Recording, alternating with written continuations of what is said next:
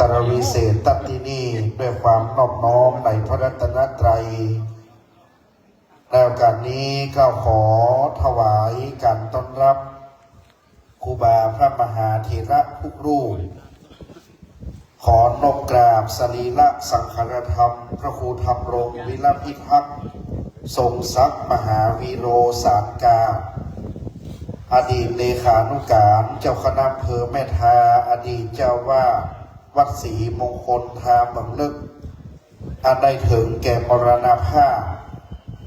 ได้ทัปนาตั้งไว้สรีระร่างไว้บนวิหารและจะได้อาราธนาสังฆธรรม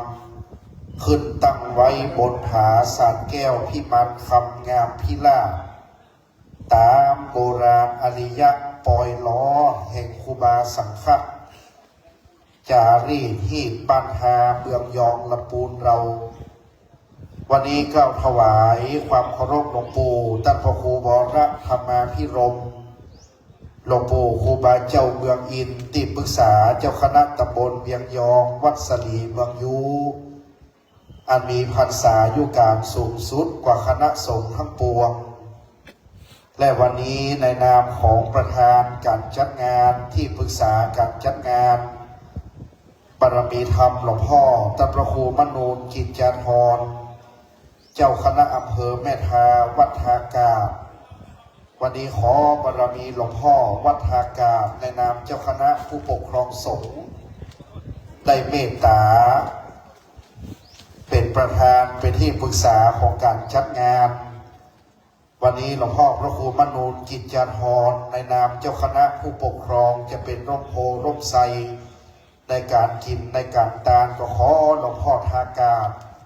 ในนามเจ้าคณะผู้ปกครองเป็นที่ปรึกษาการจัดงานอันสำคัญยิ่งวันนี้หลวงพ่อพระครูมนูนกิจจาธรก็นั่งเป็นต้นเป็นประธาน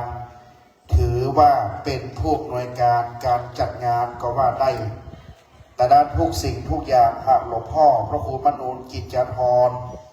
มีเถระบัญชาด้วยประการใดก็จะน้อมรับปฏิบัตินะครับเด้อครูบาอาจารย์แต่ละรูปวันนี้พระมหาเถระมีหลวงพ่อพระครูอดุลศีลกิจเจ้าคณะตำบลหายาเขียนนึกวัดธาตุคำราชทานหลวงกุฎีคำนครเชียงใหม่พระครูสุนทรอัฏฐศิษย์เจ้าคณะอำเภอดอยสะเก็ดวัดพระธาตุวิสุทธิยานป่าไตรลักษณารามเมืองหลวงเหนือบ้านลือท่านพระครูพิพัฒน์ศีลสังวรรองเจ้าคณะอำเภอสันทรายเจ้าวาดวัดสันไซมูลอันเป็นเจ้าคณะผู้ปกครองสงฆ์พระครูพิสิทธิ์สุภการรองเจ้าคณะอำเภอแม่ทาวัดทาหนองยางไคก็เมตตามาถึงเรียบร้อยพระครูโสพลปุญโยภาสครูบาเจ้าบุญต่อครูบาเจ้าจงอุปละวันโนเจ้าคณะตำบลหานแก้ววัดศรีสว่างวลายบ้านกวนก็ได้เมตตาท่านพระครูปริยัติลังสรรค์ด็อกเตอร์วัดบ้านโฮงหลวงท่านอาจารย์พระครูสถิตทุลาธรดังนี้เป็นต้นเจ้าอธิการวิวัฒน์มุทิธรรมโมเจ้าคณะตำบลบ้านโฮงเขต2วัดบ้านล้องและครูบาสังฆะอีกหลายรูปรวมไปถึงอาจารย์พระมหาสมบูรณ์ธรรมทินโนเลขานุการเจ้าคณะอำเภอสันทรายวัดเข้าเต้นหลวงวันนี้ครูบาสังฆะที่ได้กราบพระธนามาเป็นจำนวน55รูปวันนี้พระสังฆเจ้าตั้งมวลนั้นตอนบ่ายจักสวดพระพุทธมนต์เพื่อจะได้อาราธนาสังฆธรรมตั้งไว้ที่ปราสาทแก้วแววยูงปราสาทสูงพิล่าวันนี้ท่านอาจารย์พระครูธรรมธรสุพนัสมหาปัญโยด็อกเตอร์วัดรัตนปัญญาลังสิตสันต้นดูอาจารย์พระครูวินิจชัยวัฒน์รองเจ้าคณะตำบลทาสมเศร้าเขต2วัดทาดอนใจอาจารย์พระครูสังฆลักษณ์ธนอัตรัตนศิริวัดหาริกาลามสันปนะอาจารย์พระครูปลัดชัยนรินทร์ชยวัฒนเมธีวัดดงฤาษีบ้านโฮงท่านอาจารย์พระธิการพงศกรพมวโรวัดโชคชัยปยางาม วัดทาสีไซมูลวัดทาดอยข้างวัดทาดอนใจวัดทาป่าเปาแล้วก็วัดน้ำพุแล้วก็ครูบาอาจารย์วัดทาตงหลวงแล้วก็เดินทางมาจากจังหวัดพังงาโดยเพราะท่านพระครูประหลัดเดินทางมาจากจังหวัดพังงาไม่ได้เจอกันนานวันนี้มาสนองงานช่วยวันนี้ทาหนองยังไคทาดอยข้างทาสีไซมูลวัดเหนือวัดใต้อารามผู้ทองกวาวลูกศิษย์ลูกหาในพระครูธรรมรงค์เวลาพิทักษ์และท่านเลขาวัดหามือเข้าพระธิการชัชวานรวมไปถึงแห่งหลายรูปได้ปฏิบัติหน้าที่ทั้ง7วันนี้บ่คือขาดสักวันนะครับดังนั้นวันนี้ครูบาอาจารย์มาครบวันนี้เจ้าภาพเจ้าศรัทธาส่วนหนึ่งเดี๋ยวขึ้นมานั่งข้างบนขอเวลา5 นาทีนะครับรอครูบาเจ้าจันทรังสีเจ้าคณะตำบลสีภูมิเขต5ครูบาวัดกุเต้าใกล้มาถึงเรียบร้อยคณะสงฆ์ก็ว่าถ้าตามปณิธานตุปีอามนี่จะรอครูบาอย่างกำหนึ่งวันนี้เจ้าศรัทธาแม่บัวผินศูนย์ธรเวชเจ้าผ้านับแต่ตุปียังดำรงธาตุขันอยู่ก็จะโทรไปหาแม่บัวผินตลอดอย่างนั้นอย่างนี้เรื่องราวต่างๆแม่บัวผินว่าอย่างนั้นแม่บัวผินว่าอย่างนี้คุณแม่บัวผินก็บรรลักบอกว่าวันนี้แล้วก็วันป๋งจะมาครบทั้ง2 วันมาเป็นประธานเจ้าภาพดังนั้นวันนี้แม่บัวผินสุนทรเวชเจ้าภาพติตุปีเคารพนับถือเป็นโยมอุบาสิกาหลักก็มาถึงเรียบร้อยวันนี้แม่บัวผินสุนทรเวชเดินทางจากบ้านเมืองสาดหลวงในเมืองเชียงใหม่ก็ได้เมตตาเดินทางมาคณะทีมงานน้ำดื่มวันนี้คณะของอาจารย์น็อตวันนี้ได้นำเจ้าภาพที่เขาได้รวบรวมเจ้าภาพน้ำดื่มน้ำปนะก็จะเป็นทีมงานของอาจารย์น็อตวันนี้เป็นทีมงานของบุญล้นทรัพย์ก็จะดูแลเรื่องน้ำดื่มต่างๆเพื่อนก็ให้หอมงานตุปีนี่ลูกศิษย์มีหลายแต่นั้นคนละเล็กคนละน้อยพี่หู2น้องหู1ตอนนี้ก็ทีมงานบุญล้นทรัพย์ก็มาละทีมงานช่างภาพโดยเฉพาะเปรมศิลป์ชัยมงคลศิลป์อันเป็นลูกศิษย์กลกุฏิเพื่อเอาช่างภาพมาหมดทุกสำนักงานนี้ฟรีว่ะช่างภาพทุกสำนักประกอบด้วยชัยมงคลศิลป์แล้วก็เปรมศิลป์แล้วก็มงคลศิลป์นั่นต่างหากแล้วก็รวมไปถึงสลาหูรวมไปถึงเทพชัตเตอร์นิทองคำอันมีอาวุโสสูงสุดเป็นหัวหน้าช่างภาพวันนั้นเทพชัตเตอร์นิทองคำได้เป็นหัวหน้าช่างภาพดังนั้นเป็นหัวหน้าใหญ่เป็นทีมงานใหญ่สลาอนันดาก็มานิลักษ์มาช่วยกับดูแลความเรียบร้อยพละกันเนอทีมสอนันดาอันนี้ก็เป็นทีมหนึ่งวันนี้ทีมเจ้าหน้าที่ปามนำทีมลูกน้องมาวันนี้หัวหน้าจากนนทวัฒน์นะ3-4 วันนี้ฝากหัวหน้านนทวัฒน์เอาเจ้าหน้าที่ทีมงานพวกเราทีมงานคุณภาพเข้าช่วยอาจารย์นนทวัฒน์คือเป็นหลักผู้คืนแล้วก็วันนี้กับวันสุดท้ายเดี๋ยวทีมงานจะมาช่วยดังนั้นผู้คืนอาจารย์นนทวัฒน์อย่าขาดเลยตุปีพระครูธรรมรงค์วิรพิทักษ์เป็นตุเจ้าที่มีคุณูปการเป็นคนที่ให้โอกาสลูกศิษย์สร้างศิษย์คือแก่หลายคนตุปีนั้นเป็นคนที่มีอารมณ์ดีแล้วก็มีสตอรี่เรื่องราวนะถ้าจะกล่าวถึงเรื่องราวดังนั้นการปลงศพเป็นครั้งสุดท้ายที่เขาจะทำเพื่อดีงามที่สุดดังนั้นลูกศิษย์ทุกคนวันนี้ขอบอกว่าอย่างจะเกิดขึ้นอันใดที่มันจะเป็นอุปสรรคปัญหาขอเพื่อช่วยกันใครคนใดหันอันใดบางงามจัดการได้เลยปีหู2น้องหู1ฮักกันเหมือนปีดีกันเหมือนน้องปรองดองกันเหมือนญาติดังนั้นเขาเป็นครอบครัวใหญ่วัดวาศาสนาเวลามีกิจมีการเขาจะมารวมกันนิมนต์ มีมีเสียงหัวเราะมีรอยยิ้มมีน้ำตาแห่งความปิติคือกันตลอดดังนั้นเวลากินตาลบรรทาก็จะวัดทาเมืองเลิกเป็นศูนย์กลางวันนี้ก็ขอให้มันดีงามเหมือนดังที่ตุปียังอยู่ดวงวิญญาณก็คงจะรับทราบโดยญาณวิถีว่าอันนี้ทำให้ดีที่สุดและตั้งใจออกมาให้ดีที่สุดอาจจะประสงค์ตอนนี้ท่านนายกวิทยาวัฒน์จอมขันเงินท่านนายกเทศมนตรีเดินทางมาถึงเรียบร้อยเชิญเข้าสู่ที่รับรองนะครับท่านนายกเทศมนตรีตำบลฮากาท่าทุ่งหลวงก็มาละคณะสงฆ์อำเภอคณะผู้บริหารทีมงานข้าราชการก็เข้ามานั่งศรัทธาประธานตงหลวงประมาณหลายแม่จิวเขาพยายามมาดูแลหลายวันอยู่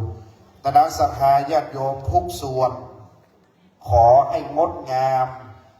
ขอให้ดีงามดังนั้นตึงศาลาภาษาศาลาบอกไฟหมู่แห่วันนี้พระครูปลัดเศรษฐพงศ์พรหมวีโรลูกศิษย์ในนามเจ้าอาวาสสืบวัดเตนวาก็เมตตาดูแลวันนี้หมู่แห่วันนี้แห่ไปช่วง1ก็เดี๋ยวรอครูบาเจ้ามาจะได้บอกให้หมู่แห่ลงขอโอกาสพระสงฆ์ทุกรูปนะครับวันนี้ขอเมตตาเวลากำเพราะว่าจะยะคือดีงามเรียบร้อยเป็นระเบียบวันนี้บ่ฟังอันใดดังนั้นขอเมตตาพระเจ้าพระสงฆ์เมตตาแห่งกำเพราะว่าตูปีอามนี่เป็นอยู่ทีมศึกษาดูงานจะยะแห้งลำไปกับห้องงามดังนั้นจะยะคือดีงามเพราะว่าตั้งวันผูกไปก็ยะมาได้แล้วในเรื่องของการจักล่าภาษาแล้ววันที่22ไปจะมาคืนอย่างเก่าก็บ่มีแล้วดังนั้นขอเมตตาโอกาสเวลาคือพร้อมเพียงเลี้ยงหน้ากันคืองามเป็นระเบียบแบบแผนไปด้วยกันดังนั้นขอเวลาครูบาอาจารย์เพื่อได้เป็นบาปเป็นกรรมนะครับคืองดงามทุกภาคส่วนคณะสงฆ์ในวิหารบ่ปอฮ้อนต่อใดนะครับถ้าหากว่าทีมงานอาจารย์น็อตบุญล้นทรัพย์ถวายน้ำดื่มเย็นๆคือครูบาอาจารย์ประจุใจบ่ฮือฮ้อนวันนี้โบราณเมื่อครูบาสังฆะมรณภาพแปลงภาษาทงามพิราชบวรแต่งแม่เรือนนอนหลังสูงภาษาทแก้วแววยูภาษาทสูงพิราชดูงามสะอาดโสภาภาษาททรงล้านนาแบบเบาเจ็ดอริยสปุริสัตเจ้าสืบตามกันมาดังนั้นวันนี้ครูบาอาจารย์ได้เมตตาอันนี้เป็นหูใจทีมงานบางแฝงต้องมัชฌะลาเต้นะพิเศษเราเนี่ยพิเศษ VIP ดังนั้นทุกอย่างทุกประการได้งดงามโดยเรียบร้อยทุกประการหมู่แห่นี่ก็ประซ้ำเลยเพราะว่าเปิ้นไปไหนเปิ้นหูแห่เวลาไปศึกษาดูงามจะไปอยู่ที่หมู่แห่อันนี้คณะนั้นอันนี้คณะนี้ถามตู้พี่อาร์มมาคุณจักบดคนใดอันนี้แห่คณะไหนแห่คณะใดม่วนอย่างใดเพลงอย่างม่วนแล้วเปิ้นคือถามตึกดังนั้นเสียดายไม่ได้ถามไปนอนในร่องไปไม่ได้อู้กันสักคำดังนั้นสิ้นบุญไปสู่บุญแล้วเขาจะทำเพื่อดีที่สุดลูกหลานหมู่แห่เปลี่ยนกันมาลูกหลานจังซอที่มาซอวัดหาเหมือนเลิกถามไผ่บัพพิเศษสักคนตกลงมดฟรีก็ได้บ่ฟรีก็ได้จ่ายก็ได้บ่จ่ายก็ได้เต็มใจมาซอเต็มใจมาแห่แล้ววันนี้ลูกหลานทีมงานศาลาประสาทศาลาโยกยศกรทีมงานศาลาโยกคนเหนือลูกหลานลูกศิษย์แล้วก็ได้รับเกียรติจากพี่นานเวทก็มาห่วมหอพี่นานโยกแล้วก็ศาลามากเขาผู้กันคนน้อยกับกันคนน้อยก็ได้มาช่วยกันที่งามก็ดีในวันลงภาษาทนั้นตามโบราณเพิ่นเอาศพตุเจ้าหลวงตั้งไว้บนวิหารเป็นธรรมเนียมปฏิบัติยามเมื่อศพปนภาษาทแล้วเพิ่นจะกางกั้งซับปทนกางกั้งบังเงาปืนแผ่นดินนั้นจะปูใบไม้อันเป็นของเย็นคือว่าใบตองกล้วยพืชอันเป็นใบชนิดเย็นนั้นมีใบตองกล้วยกับใบปูนี่มันเอาไว้ดับเทียนชัยใบ ตองกล้วยเอามาปูผืนแผ่นดินเพราะว่าคือมันเย็นปู8 ก้านหลวงพ่อวัดธาตุคำตนเป็นมหาปราชญ์ราชครูการหามหลวงพ่อใช้ว่าปู8 ก้านอันว่าตองนี่เป็นของเย็น8 ก้านนี่เป็นหนทางเย็นคือมักกะตั้ง8อันเป็นหนทางเตียวไตไปสู่นิพพานนี่เป็นที่เย็นดังนั้นปูตอง8 ก้านเป็นมักกะตั้ง8สัมมาทิฏฐิสัมมาสังกัปโปสัมมาวายโมสัมมาอาชิโมสัมมาสติสัมมาสมาธิมันออกในธรรมจักรกับปวัตตนสูตรดังนั้นเป็นหนทางเย็น8 เส้นเอาตองปูไว้8 ก้านเป็นมัคคะหนทางเตียวไตไปสู่พระนิพพานธรรมเจ้าดังนั้นพอเราปูตองแวดวิหารปูตองซื่อไปหน้าประตูวัดตะวันออกยามมัสรีละสังขารป้นแจคาวิหารแล้วตั้งบนเอาสัมปทนกลางกั้งตั้งรูปปูตองถ้าหากเวียนเทียนวันวิสาขะมาฆะอาสามเปิ้นเวียนขวาเรียกว่าทักษิณาวัดการว่าเป็นศพเปิ้นเอาลงวิหารไปเปิ้นจะเวียนซ้ายเรียกว่าอุตตราวัดเวียนซ้าย3 รอบแล้วเจ้าสรีระล่างขึ้นบนผาศาสตร์หลังเปียงปากกบาลตั้งไว้แล้วจะยกหามผาศาสตร์ออกจากวัดไปเลาะข้างวัดกำแพงไปออกบ้านต้องฝ่ายสันต่อออกไปตะนอกไปที่ถนนหลวงปิกเข้ามาที่วัดศรีมงคลเข้าประตูวันออกแล้วก็จะได้อาราธนาขึ้นบนผาศาสตร์แก้วแววยุงผาศาสตร์สูงพิราชหลังงามแล้วหากจะได้วันตาไปตามลำดับดังนี้เป็นต้นดังนั้นปูตองการสัมปทนไว้ตามโบราณแห่งประกาศหนึ่งเปิ้นก็หากว่าเมื่อศพขึ้นตั้งบนผาศาสตร์เครื่องกลางกั้นนั้นก็จะเป็นผ้าที่ดานการปูลาดนั้นก็จะเป็นผ้ากระดานไปตามลำดับตอนนี้ทีมงานหนเหนือมาลักยศกรได้มาช่วยกันนะครับนี่ตอนนี้ทีมงานที่จะหามผาศาสตร์คือมาเอาบวกผ้าตองบวกผ้าเข่าม้าที่ไหนก็เอาจะได้ดีเอาที่หน้าภาษาต่อเอาที่หน้าภาษาทุกที่มันหุบกระเบกบวกกัน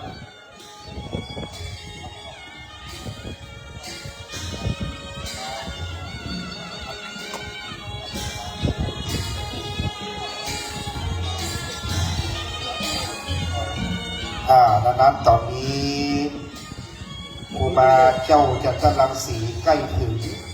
จะนิมนต์4 รูปในการการ4 แจงภาษาจตุรวักษ์เดี๋ยวก่อนนะครับถวายการเรียบร้อยเตะทำจบถวายการก่อนแล้วก็ขึ้นมาบนประกอบพิธี4 รูปประกอบด้วยหลวงปู่พระครูวรธรรมาภิรมย์ครูบาเจ้าเมืองอินวัดสลีเมืองยูที่ปรึกษาเจ้าคณะตำบลเวียงยอง2ตั้งพระครูอดุลศรีละกิจเจ้าคณะตำบลหายาวัดธาตุคำราชทานหลวงกุฎีคำ3พระครูโสพลปุญโยภาครูบาเจ้าบุญต่ออุปละวโนวัดศรีสว่างวัวลายบ้านกวนและพระครูประพัฒน์ธรรมลังสีครูบาเจ้าจัตตลังสีเจ้าคณะตำบลสีภูมิเขต5วัดกู่เต้านิมนต์4 รูปในเวลานี้ครับขอกราบพระนาครับ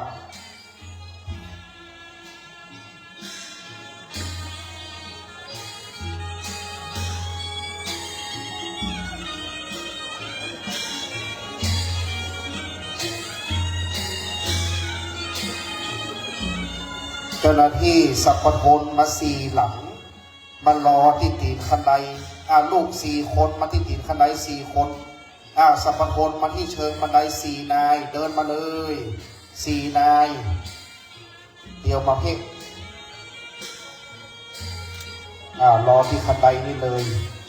สัพพทนนี่จากไหนห้องดงฤาษีมาก่อนนี่ไหนห้องอะไรดอยคำกับดอยคำมือเข้าเนาะสัพพทนนะเพเอาไม้ไปตัวนึงแกนนทวัฒน์ดูไม้ถวายพระภิกขุสังฆะด้วย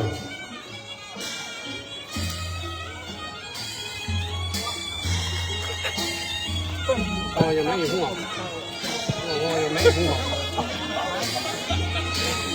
ยังไงที่มันมัด ที่มันเอาอย่างเงี้ยไปขึงไว้บนต้นไม้อ่ะ มันเหมือนน้ำเบื่อครับ มึงน้อยอ่ะมึงน้อยเอากดปั๊บบนต้นไม้ก่อน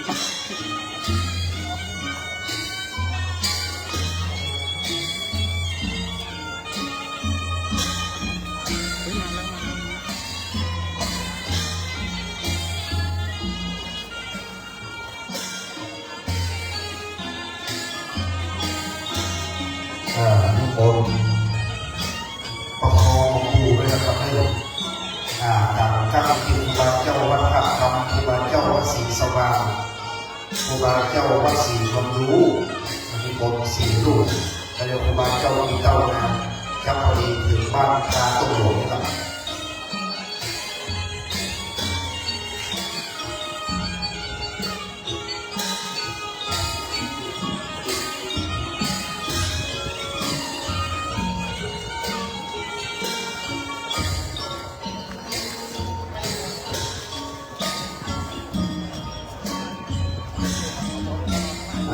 ฝากกองกบวงลงเพลงลงกองลงกองเลยเนอ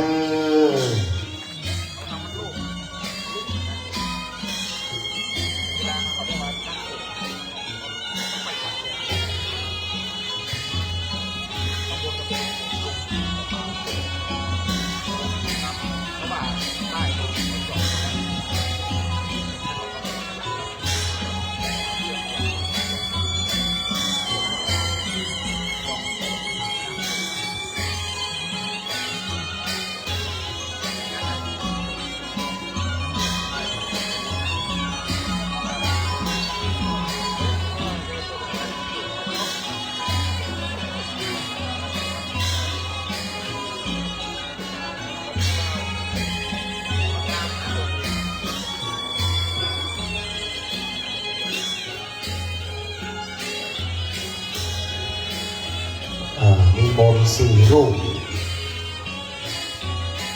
วัดดงฤาษีวัดสันต้นดูกับตอนนี้วัดหนองเกิดนิมนต์ท่านพระครูตำบลวิหารนะครับเย็นดีอาจารย์ประสิทธิ์มณีวันเจ้าภาพลงศพตั้งแต่เก้าเบื้องต้นอาจารย์ประสิทธิ์มณีวันก็ได้น้อมรับเป็นเจ้าภาพอาจารย์ประสิทธิ์มณีวันเจ้าศรัทธาตำบลวิหารนะครับปีนี้อาจารย์ประสิทธิ์รับเป็นเจ้าภาพหลายหลังครูบาสังฆะครูบาครูเจ้ามาแล้วนะครับมันเข้ามาโดนประกาศหน้าวัดถวายการต้อนรับครูบาสัพพลปฏิปตูวัดเลยโดยตัวพี่หนิงประดุกพระครูประสิทธิ์วีรศาสตร์วัดหนองเกิดอาจารย์ประสิทธิ์มณีวันเจ้าศรัทธาเจ้าภาพรัตนอุบาสกปีนี้อาจารย์ประสิทธิ์นับแต่ครูบาพระบาทตักผ้ามหาครูบาวัดบรรเลาพระเจ้าตาเขียววัดสันมโกมาจนถึงวัดทาเมืองเลิกอาจารย์ประสิทธิ์ไม่ขาดซึ่งความดีวันนี้เป็นเจ้าภาพหนองศูนย์บ้านโฮงแห่งที่หนึ่งหนองศูนย์บ้านโฮงไปแล้วไปละดังนั้นอีกหลังหนึ่งตอนนี้มาถึงเรียบร้อยอาจารย์ประสิทธิ์มณีวันเจ้าภาพได้เดินทางมาก็เดียวอาจารย์จะได้นั่งที่รับรองวันนี้มหาชนคนบ้านทาเราศรัทธาวัดทาเหมืองเลิกสีมงคลศรัทธาวัดทาเฮาเนอร์เป็นประวัติศาสตร์ที่เขาจะได้ประกอบพิธีการอันสำคัญในการจักลาภาษาในการปล่อยล่อครูบาสังฆะแต่โบราณมาตามจารีตเมืองยองบัดทาเฮานี่ได้กระทำบำเพ็ญกันมาแต่โบราณเช่นแต่ครูบาเจ้าไลพรหมสโรครูบาเจ้าขมูลพรหมวิชโยดังนี้เป็นต้นนะครับ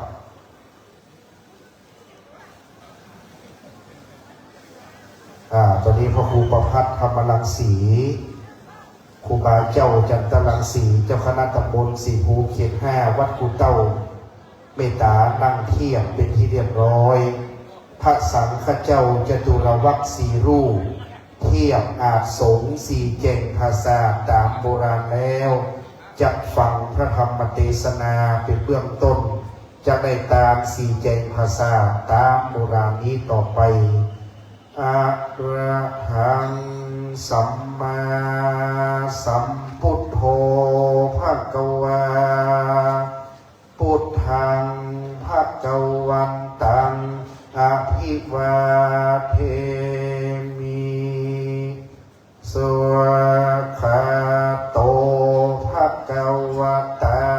ธัมโมธัมมังนัมมัสสามิสุปฏิปันโนภะคะวะโตสาวกสังโฆสังฆังนัมมามิมหาพรหมเลยตนองค์แอนปราบตองแต่งกระดานตองทำได้ดีท้าทอเป็นกองแห่งนักปราบศรัทธาผู้ขาตั้งหลายก็ขอย่ออภิวาทวันตาโยกหัตถาใส่เกลาขอนิมนต์ลูกศิษย์พระพุทธเจ้าได้เตศนาธรรมธัมโมธัมมังอนุกัมปิมังปัจจังอรัตนังกะโลมานะโมตัสสะภะคะวะโตอะระหะโตสัมมาสัมพุทธัสสะยะยังพลังวะลังยะยะสัพพะปุจจันติธรรมะ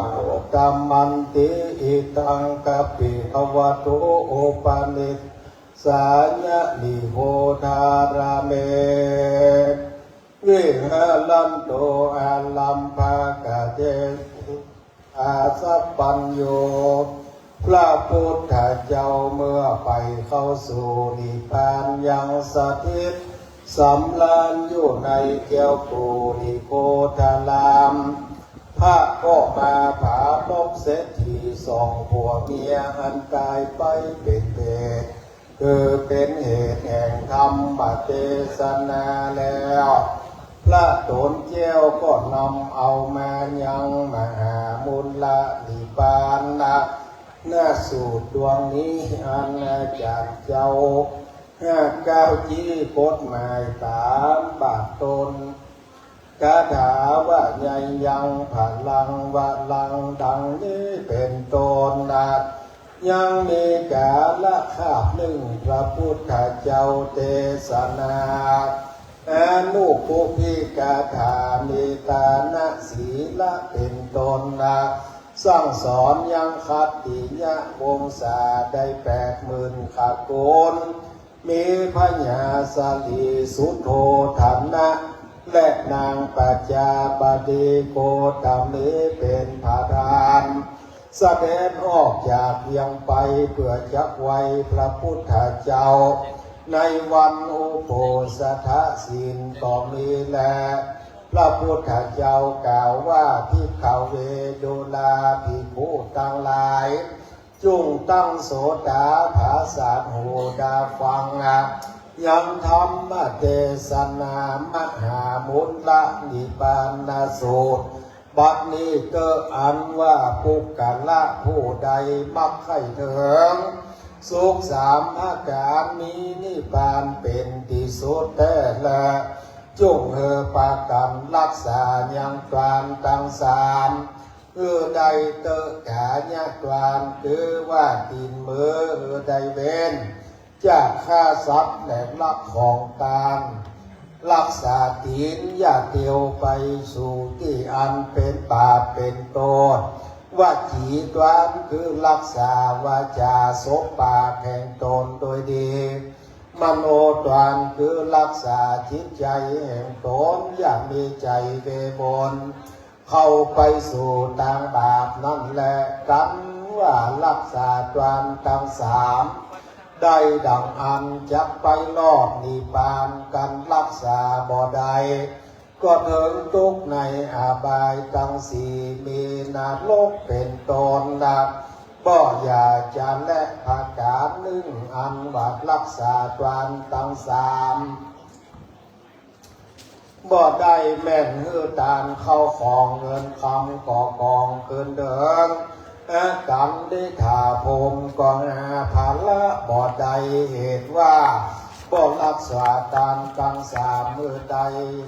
เต้ากระทำบาปอยู่บ่ขาดสายนั่นแหละ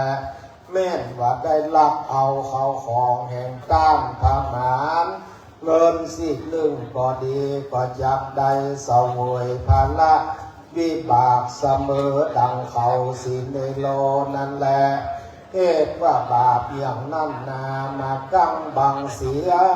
ก็จริงใดเสวยภาละวิบากคือเสียงซ้ำเสียก่อนจริงจักใดเสวยบุญไปหลังและนากาเมสุมิชาจารการเด่นจูหัวเมียตามก็จับไปเสวยวิบากในอบายตั้งสี่มีนรกเป็นตนติลีพระพุทธเจ้านำเอาวิบากอันนั้นมาแจ้งกล่าวว่าอาทิเตกาเลวิปัสสิสัมมาสัมพุทธัสสะติปาติกาเลโสสัมมาทิฏฐิโยปะโหนัฏฐานังปฏิวาสิงสุติกิละดังได้ยินมานี้เมื่อพระพุทธเจ้าจิววิปัสสิเกิดมาโพธิสัตว์โลกยังมีเศรษฐีสองผัวเมียปฐมวัยยังหนุ่มมีลูกสองคนผู้พี่ชื่อนางเอ๋ยผู้น้องชื่อว่านางอีก็มีและส่วนเศรษฐีทั้งสองมีใจศรัทธาสละเข้าของเป็นตามเดือนไหนเสียงบืนเนินหนึ่งบ่ขาดนับดูปีเสียง200,000 20,000เงินก็มีเศรษฐีเต้าหือตามไปใจแต่อยู่ได้แสนปีกระทำการละอันตายไปบาปตัวร้ายอันสองขาได้กระทำมาโดยตีนมือสบปากจิตใจแห่งตนก็ได้เป็นเหตุอยากเข้าอยากแนมอยู่ในป่าเสือบ่มีเสื้อผ้าอาหารก็จริงไปเข้านิมิตฝันบอกเพื่อแก่ลูกว่าสู่เจ้าทั้งสองจงไปถามยังสำนักพระพุทธเจ้าว่าพ่อแม่ก็ตามนับเป็นแสนปีบ่ขาดเป็นใดว่าบ่ได้บุญสักน้อยมาเกิดเป็นเพศนิจาที่น้ำนางเทวีทั้งสองฟังกรรมพ่อแม่แล้วยิ่งมีเขาตอกดอกไม้ลำเตียนไปถามยังพระพุทธเจ้าว่าพันเตข้าแต่พระพุทธเจ้าพ่อแม่ข้าทั้งสองกระทำบุญเมื่อตามหมากนักเข้าของเสียง18 โกฏเพื่อข้ากดตามจอมโดยยังบ่ชู้จอดบุญอันนั้นบ่ไปรอดบ่พ้นจากเหตุใดก็ด้วยเหตุดังลือจาที่นั้นพระพุทธเจ้าก็เทศนามาปฏิปานสูตรศีลลักขิตโอสกาทิโสปานังอันว่าศีลนี้เป็นมูลละแห่งนิพพานรักษาศีลได้จริงรอดนิพพานก็มีแลเตนะวุตตังเหตุนั้นพ่อแม่ทั้งสองแห่งนางปฐมวัยยังหนุ่มรักษาศีลบ่ได้กระทำก็กลัวผิดศีลผิดธรรมลวดบ่รักษาศีลถ้าการหนึ่งบ่รักษาวจีมโนเต้ากระทำปาณาติบาตฆ่านกอยู่ก็เพื่อเอาเลือดนกมาผสมยาลมอันหนึ่งลักเอาเข้าของแห่งต้านผู้อื่นที่ค้าขายกับโดยกันประการหนึ่งเขาเจ้าทั้งสองลักเอาไฟแห่งแม่ยิงผู้อื่นแถมประการหนึ่งเล่นจู้จากผัวเมียตนเหตุสองขาผัวเมียบ่มีศีลมีธรรมสักน้อยเก่าหือตามก็นับไปเป็นเหตุดังอ่านแลเหตุนั้นสู่เจ้าทั้งสองกันไข่คือพ่อแม่ปน จากนิพพานจากเพศดังอันได้เสวยสุขสำราญสัพพะทานังสัพพะทานังจินาติจุงเฮตานธรรมนั้นเพราะผจญแป้แก้การเฮตานตังมวลน้ำตั้งสองก็ถามว่าล้ำทำปิตกะตั้งสามทำใดจักยิ่งกว่าจากการคือแก่พ่อแม่ผู้คานิจาเมื่อนั้นพระพุทธเจ้าวิปัสสีก็จริงเทศนาว่าปุกละผู้ใดและมีศรัทธาต่างๆตัดหัวเป็นตานคือลูกเมียเป็นตานคือฆ่าคนเป็นตานคือเครื่องอัฐปาลีขานเป็นตานเสนาทิลนะปัจจัยเป็นตานฆ่าคนเป็นตานบวชเป็นงานนิสงส์ก็มีนับแต่ก็เก้าส่วนเสี้ยวแห่งธรรมมหามุลละนิปานสูตรเตื้อด้วยเถจะอำนาจแห่งธรรมมหามุลละนิปานสูตรเป็นดังจาโยมพิบาลผู้มีเถจะลิทีมาดับเสียเปลี่ยวไฟนรกต้นเงี้ยวต้นตองตั้งหลายตั้งมวลแล้วจักบังเกิดเป็นติปะสัมปติอันประกอบด้วยความติปตั้งหลายตั้งมวลก็มีแลเมื่อน้ำนางตั้งสองได้ยินแล้วจึงน้อมนำเมาวัตถุปัจจัยไปบูชาเอาธรรมมหาบุญละนิปานสูตรเข้าไปสู่วิหารด้วยครบยำขอพระพุทธเจ้าเทศนาธรรมอุทิศบุญกุศลคือแก่พ่อแม่ทั้งสอง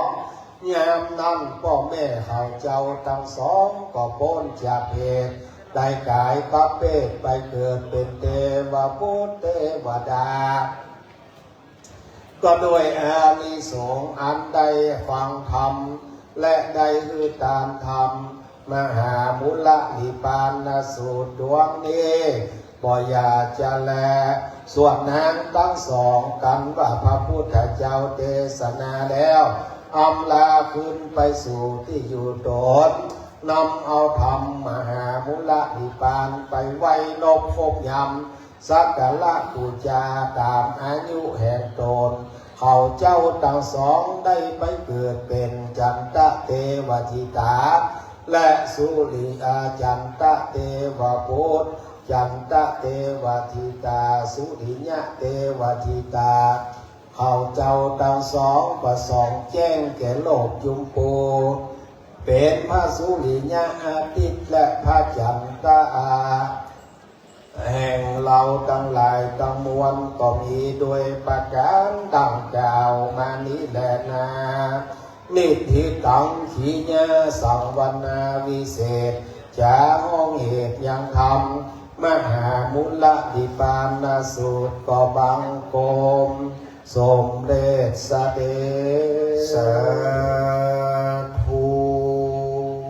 สี่ท่านที่จะได้เกณฑ์ถวายเชิญอาจารย์ประสิทธิ์มณีวันอาจารย์นนทวัฒน์นำอาจารย์ประสิทธิ์มณีวันขึ้นไปที่จิตรกาหารไปเกณฑ์ที่ครูบาวัดธาตุคำเมืองเชียงใหม่อาจารย์ประสิทธิ์มณีวันไปเกณฑ์ที่ครูบาวัดธาตุคำเชิญท่านชัดชัยวงศ์ปริยากรท่านนายอำเภอแม่ทาไปถวายที่ครูบาเจ้าจันทรังสีวัดกุเต้าท่านนายกวิทยวัฒน์จอมขันเงินไปถวายที่ครูบาเจ้าบุญต่ออุปละวันโนและแม่บัวพินสุนทรเวชถวายที่ครูบาวัดสนีบางยุตนมีพรรษายุการสูงสุดแม่บัวพินจะได้ถวายตามสี่ท่านขึ้นด้านบนเลยนะครับอาจารย์ประสิทธิ์ไปที่ครูบาวัดธาตุคำท่านนายอำเภอได้คือเกียรติที่ครูบาเจ้าจันทรังสีวัดกุเต้าท่านวิทยวัฒน์ไปที่ครูบาเจ้าบุญต่อครูบาจงและแม่บัวหินจะไปที่ครูบาวัดศรีบางยูนะครับเด้อแม่บัวหินแม่จะได้ไปถวายตามสี่ท่านกระเดียวโบราณเพื่อจะปั่นปอนเมืองสี่แจงภาษาหยาดน้ำหมายตามตามลำดับนะครับการแพ็กเอาท่านนายกไปที่ ครูบาจงแล้วก็เชิญแม่บัวผินไปที่ครูบาวัดสลีมังยูเจ๋งนะหินนี่ ยะถาวาลิวะหาปุลาปาลิปุเรนทิสากลังเอวะเมวะอิโตตินังเปตานังอุปกัมปติอิจิตังปัจิตังตุมังคิปะเมวะสัมมิจันตุสเปปุเรนตุสังกัปปาจันโทปนะละโสยะถามณิโชติละโสยะถาเอวังโหตุสัมปติสามิทีแรกปักนี้พระธรรมเจ้ามุลลาสธาอาจารย์ประสิทธิ์มณีวันได้น้อมนำเอามายังจตุปัจจัยเป็นเจ้าภาพในการเทศนาธรรมสี่แจ้งประจักษ์ในการถวายการภาษาอุทิศบุญกุศลไปชูจอดหลอดเติงถึงยังพระครูธีระธรรมรงค์พิทักษ์ผู้ได้ถึงแก่มาหลังหน้าผาไปสู่ปรโลกไปหน้าขอพระครูธีระทำลงพิทักษ์จงได้มาปัตตานุโมทนาในกุศลผลบุญอย่างนี้อันอาจารย์ประสิทธิ์ได้กระทำต้องเป็นแล้วขออุปนที่อยากปราศตกไปเสวยสิ่งความสุขในสัมปรายาภพแล้วถึงเมื่อใดไปสู่สุคติอยู่ในสัมปรายาภพนั้นจุจักมีจังแต่ดีบุญอย่างนี้จุรับสะท้อนย้อนมาหาปกปักรักษาเป็นตัวอาจารย์ประสิทธิ์มณีวันพร้อมด้วยคณะศรัทธาญาติโยมตั้งสาธุชนใหญ่น้อยนิ่งใจปากันอยู่เย็นเป็นสุขจำเริญผู้ที่ตั้งกลุ่มหลุ่งเรืองขอผู้ได้มีอายุวันนะสุขะภาละปลดพ้นสปะทุกโศกไปอันตรายที่ปันมาหาปันได้ขอได้สมดั่งกรรมขึ้นไว้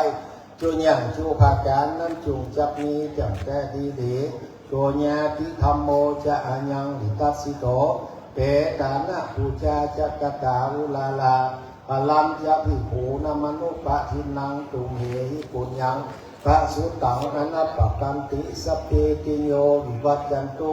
สัพพโลโกวินัสสตุมาเตภวัตวันตะละโยสุขี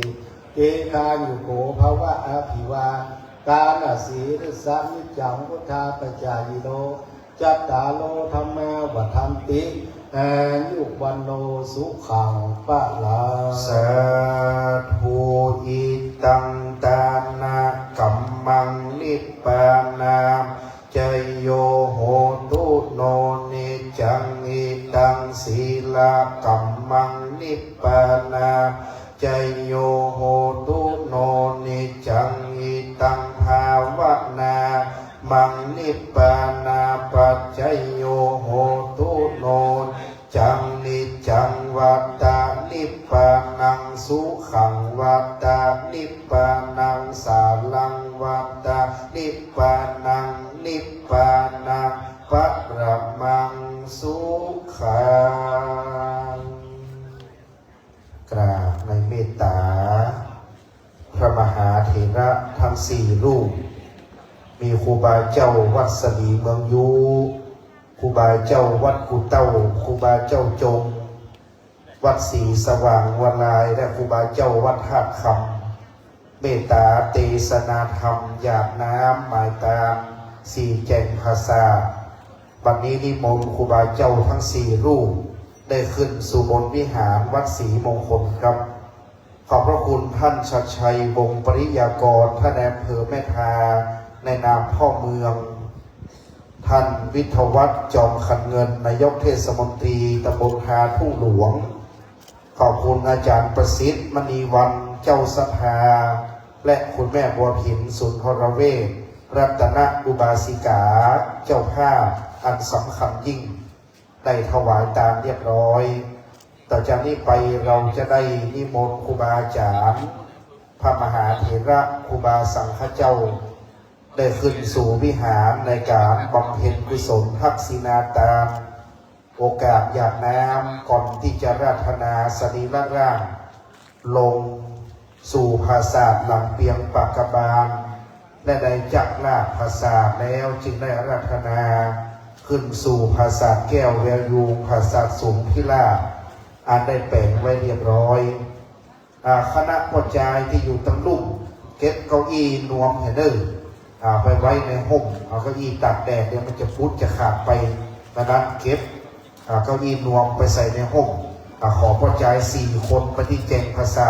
เก็บเก้าอี้โต๊ะเคียงอย่างเรียบร้อยนะครับเก็บสัพพทนออก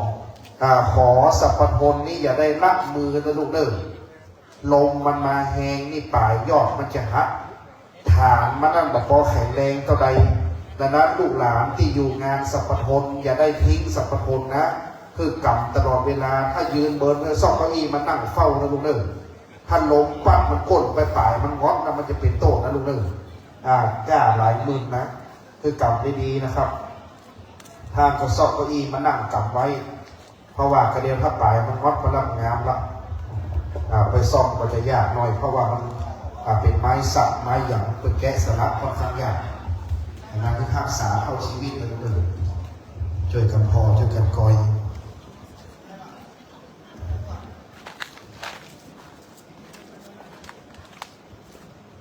ตอนนี้คณะสงฆ์ได้เมตตาขึ้นสู่ตรงวิหารในการถวายตาอาสาแก้วที่มาขับวันนี้ได้น้อมนำร่วมด้วยช่วยกันในการประกอบพิธีอันสำคัญยิ่งคณะสงฆ์เป็นสหธรรมิกมาจากเมตตาช่วยดูแลกำกับวันนี้ในเวลาสมควรที่จะประกอบพิธีบำเพ็ญกุศล13 นาฬิกา 45 นาทีอันดับแรกเริ่มต้นจะเป็นการจุดธูปเทียนเรื่องนมัสการบูชาพระรัตนตรัยเรานิมนต์พ่อพระครูมั่นคงกิจจาภรณ์เจ้าคณะอำเภอแม่กาเจ้าอาวาสวัดอากาศในนามของครูบาอาจารย์เจ้าคณะผู้ปกครองสงฆ์หรือเป็นประธานการจัดงานโปรดเมตตาจุดธูปเทียนเรื่องนมัสการบูชาพระรัตนตรัยนับวันนี้นิมนต์ขอเจ้าคณะอำเภอครับท่านพระครูธรรมโลกินวิภักษ์เป็นเลขาหลวงพ่อวัดอากาศสาธุชนน้อมมาลงมือขึ้นหลวงพ่อเป็นผู้บังคับบัญชาโดยตรงเป็นเจ้าคณะผู้ปกครองสงฆ์ของพระครูธรรมโลกินวิภักษ์วันนี้ถือหลวงพ่อเป็นประธานการจัดงานกินใหญ่ตามหลวงในคราวนี้ขอบารมีหลวงพ่อวัดอากาศเป็นประธานบูชาผู้เทียนดอกไม้เพื่อหน้าพระประธานจากนั้นจะเป็นการจุดธูปเทียนเรื่องของน้อยขอเรียนเชิญพระชาชัยวงศ์ปริยาโนนายอำเภอแม่ทาได้เขียนจุดธูปเทียนเรื่องของน้อยด้านหน้าสันนิษฐานสังฆกรรมพ่อครูธรรมโมวิรัติภักษ์อดีตเลขาธิการเจ้าคณะอำเภออดีตเจ้าอาวาสวัดศรีมงคลแทนเดิมขอติดภาพตรงวิญญาณตั้งพระครูธรรมโมวิรัติภักษ์ทรงสร้างมหาวิโรอยู่สถิตเสถียรสำราญในที่พญาที่มาไปขอดวงวิญญาณได้โปรดรับรู้รับทราบเป็นบาปฐานพระองค์งานว่าคณะสงฆ์ศรัทธาได้กิจใหญ่ตามหลวงถวายในคราวนี้แล้วเชิญท่านวิทยาวัฒน์จอมขับเงินเกขาสิงห์หน้าหลวงปู่และหลวงปู่วัดธรรมโก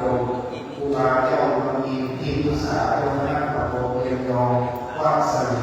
รู้เป็นประธานสงฆ์นักประดับนี้นะครับ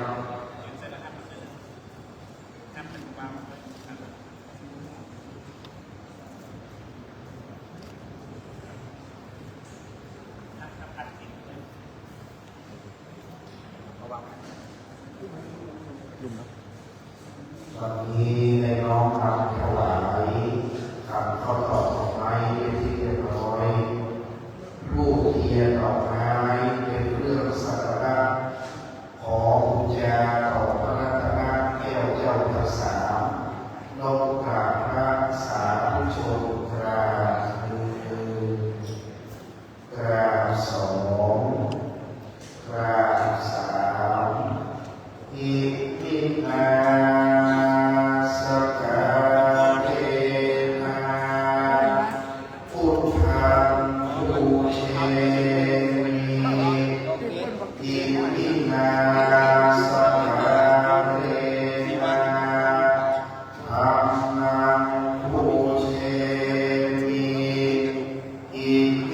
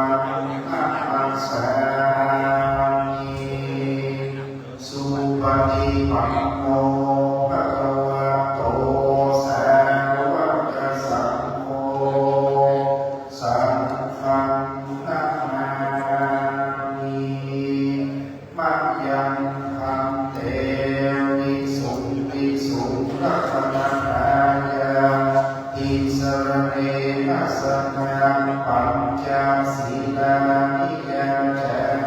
มาทุติยัมปิมัจยังคันเตวิสุงวิสุงรัตนาภายาติสรเนนะสนังปัญจศีลานิยาจามาตาติยัมปิมัจยังคันเตวิสุงวิสุงรัตนาภายาติสรเนนะสนังปัญจศีลานิยาจามา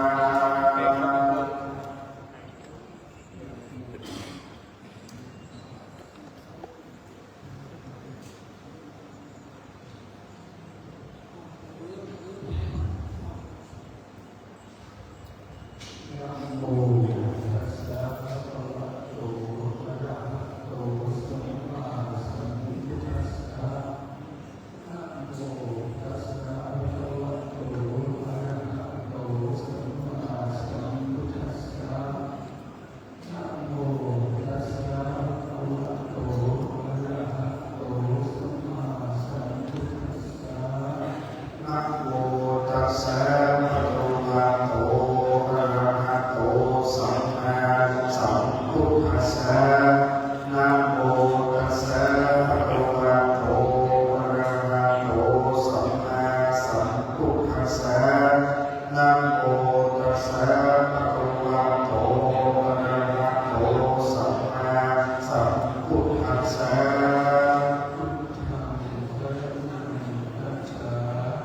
พุทธังสรณังคัจฉามิธัมมังสรณังคัจฉามิสังฆังสรณังคัจฉามิ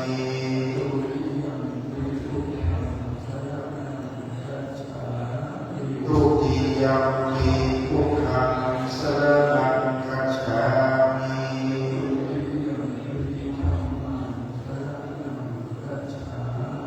ทุติยัมปิธัมมังสรณังคัจฉามิ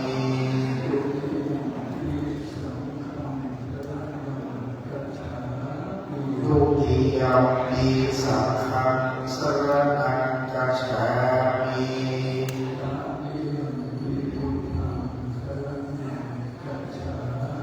ตาติยัมปิพุทธังสรณังคัจฉา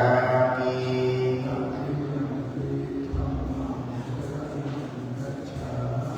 ตาติยัมปิธัมมังสรณังคัจฉามิ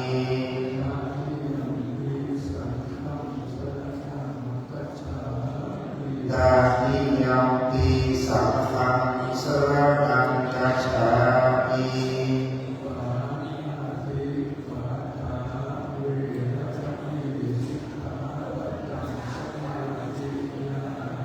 ปานาติปาตาเวรมณีสิกขาปะทังสมาธิยามิ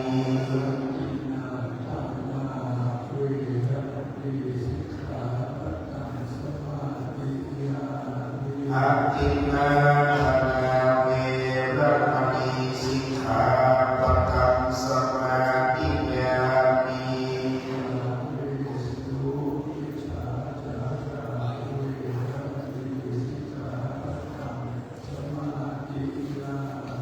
กาเมสุมิจฉาจาราเวรมณีสิกขาปะทังสมาธิยามิ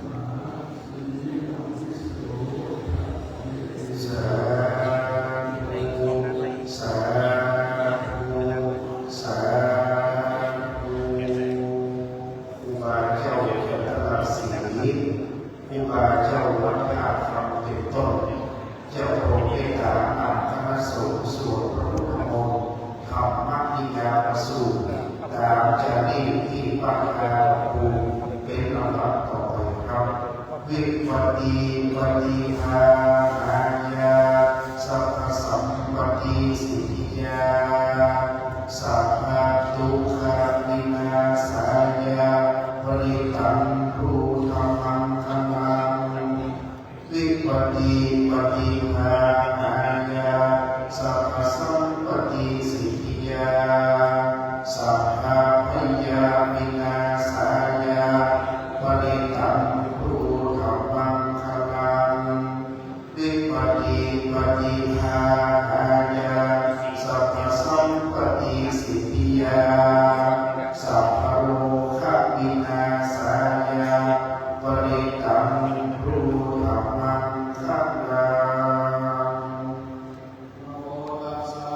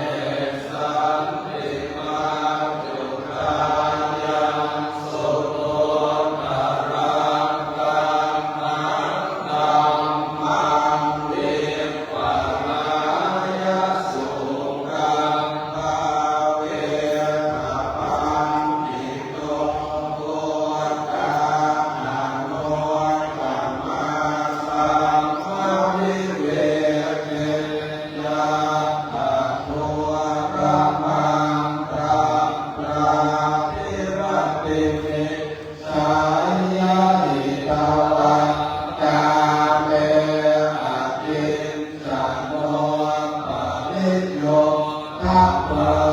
ยาตังอันติตาเรเสนิปังติโตเวสังสัมโพ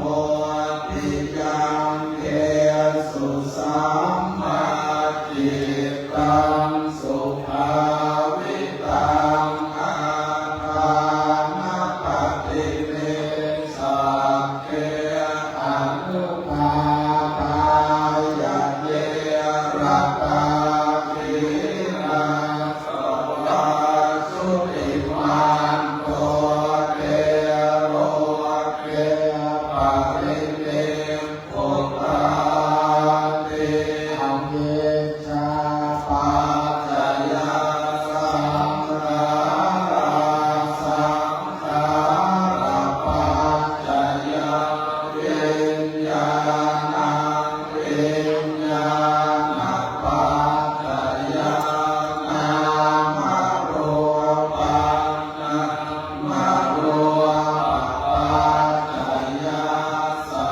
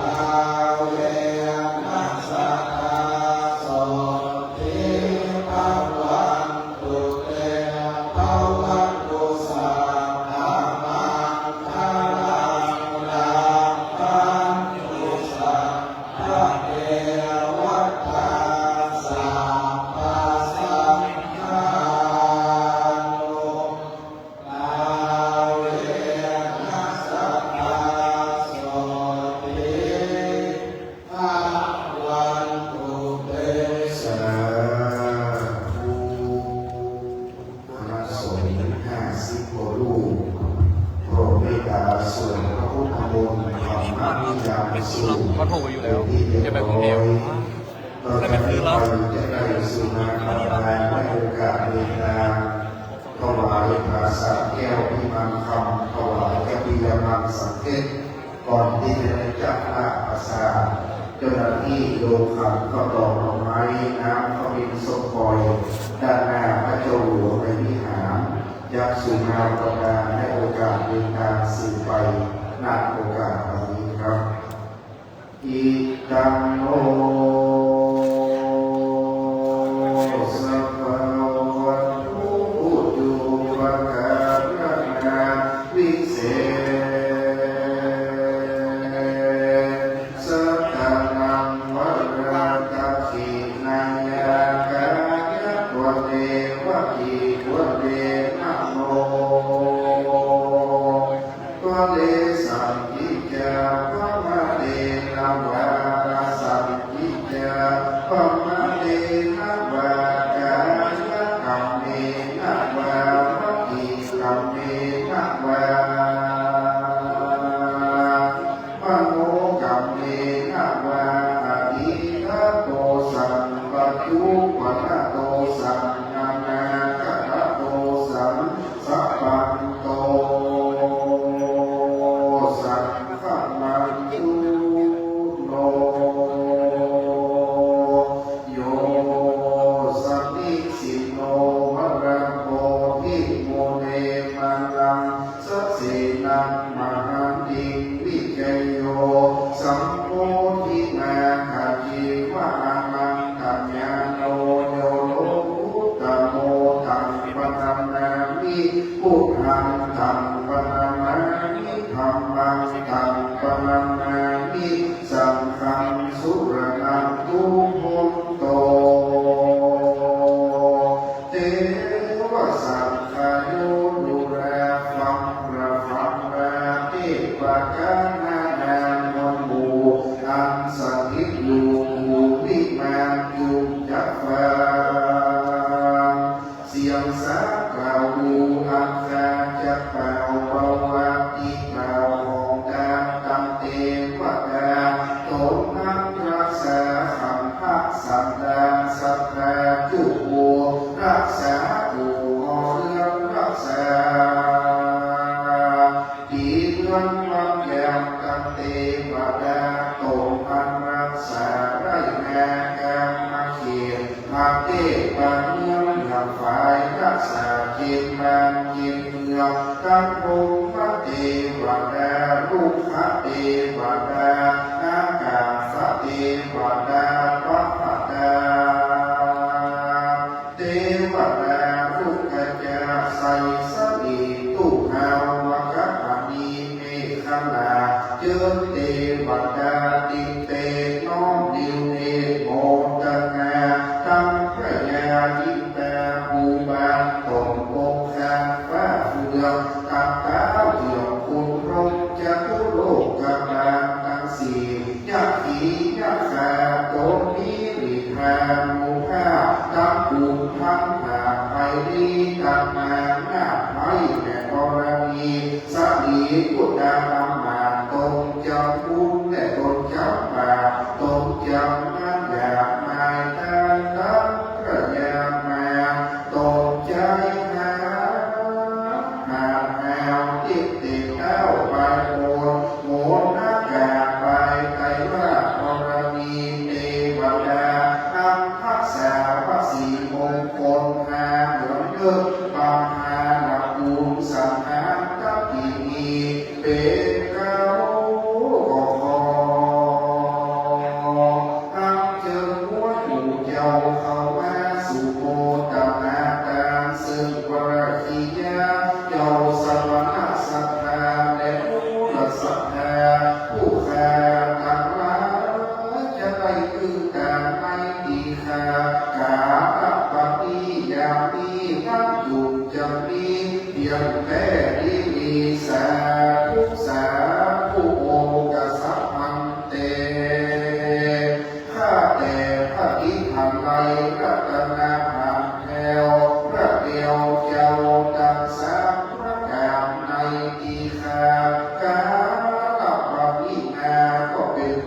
อน6 เดือนเรียกไป14 คำรำว่าเป็นวันนำแก่ที่17 เดือนมีนาคมศาสนาพระสมณโคดมใน2569 ปีบัดนี้บังเกิดในงานนี้เจ้ามหาสมณสัทธาได้บูรสัทธาบุคคลทั้งหลายทั้งภายในและภายนอกภายในงานนี้หลวงพ่อท่านพระครูมโนกิจจาภรณ์เจ้าคณะอำเภอแม่ทาเจ้าอาวาสวัดท่ากาเป็นต้นเป็นประธานพร้อมด้วยท่านอาจารย์พระครูปวัติเศรษฐพงศ์พระพมีโรเจ้าอาวาสวัดศรีมงคลคามเมืองเลิศท่านอาจารย์พระพิเศษอภิพัฒโพพร้อมโดยคณะสหธรรมิกพระภิกษุสงฆ์องค์สามเณรจุโตนโอ้แห่งคลองไว้รอไม่มีกันในอำเภอแม่ทาท่านนายกเทศมนตรีกำนันผู้ใหญ่บ้านแก่วัดล่างวัดเล็กวัดอาจารย์วัดกรรมการสภาวัดศรีมงคลทุกหลังคาเรือนครับดังพ่อเพิดทรัพย์แม่ผู้ศรีสากาโยมปิกาโยมมารดาพร้อมด้วยแม่บัวพิมศูนย์บริเวณและคณะสภาเข้าแก่บุญกิจใจดังหลายก็ได้มาเล็งหันยังสรีระรามสัมภาขอกันพระครูธรรมรงวีระพิพักษ์ทรงทรัพย์มหาวิโรสากาอะไรละมอระนะอาเจียนแจมาลาละเปอันเป็นคนอันเอาโต๊ะไปสู่บาลโลกไปแน่ว่ากะโอยน้ออัตติจาว่าพระสังฆาอันว่าสังฆาว่าธรรมนี้นาโดยบอกมาบอกเตียรู้ความเพียงไปมารู้จาราเท่าแก่โอเว้นแม่คนใดแม้จะลบหนีไม่กันไปก็ดึงบอกโอนแม้แต่พระกัสสะโอนเอาให้ตนเป็นสัพพัญญูตนเป็นครูแก่โลกถ้าลงอนัตตาที่ปุญญามีเศษเป็นที่เพิ่งแก่เทเวศและสัพพมูสัตตาก็ยังผู้เข้าสู่ปรินิพพานไปแล้ววันนี้นาผู้แก่ต่างนั้นจะได้ปากับทรงสักการตามคาพระราชทานคือสงฆ์ตั้งเอาบูทำโรงดีละพิพักษ์ตามโบราณแบบเอาจ้าที่เขาบางหาปล่อยล่อสืบมาแต่เก่าก่อนก็คือในบนสูญหายกรรมการศรัทธาว่าสีมงคลต่างหลายก็ไปขอมือนางช่างสลาผู้มีฝีมืองามพิลาสนาจบสกรผลเหนือพันเป็นลูกศิษย์ที่นามาเป็นสลาเก้าปาตับตังเสาภาษางามพิลาโอวรเป็นภาษาในทรงล่างนามาแต่โบราณเพื่อจะสืบสานศรัทธาปัจจัยกรรมเก่าดั้งแต่เบาแต่เดิมดีเช่นว่าตั้งแต่แปลงสภาสาสีมงคลมีแต่เก้าสาธุเจ้าพระพุทธโลกวิรัติภักดิเราก็ได้ส่งเสริมลูกศิษย์มาสักลาก็มาแปลงแต่งสาเพื่อรู้อาณาโบราณเล็กที่มาลำใหญ่มากตั้งไม่ใส่หลังคาและปราสาทงามตาตกแต่งตาปิ้นแป้งแต่โบราณตั้งเสาปราสาทงามมีนาแข็งแรงตรงเว้นคือใส่โดยไม่เด็กใหญ่แล้วสู่เปิดเปล่าน้ำยิ่งวิคิดทุกสิ่งนานาเป็นหลังคาภาษางามเป็นบุญญาเขตมหากุศลใส่เครื่องปรุงและเครื่องบดตกแต่งตาบุญเป็นแต่โบราณมีตามนาการเป็นจรสลับลวดลายคำในห้องนำเขาใส่ลายประจำยามดอกไม้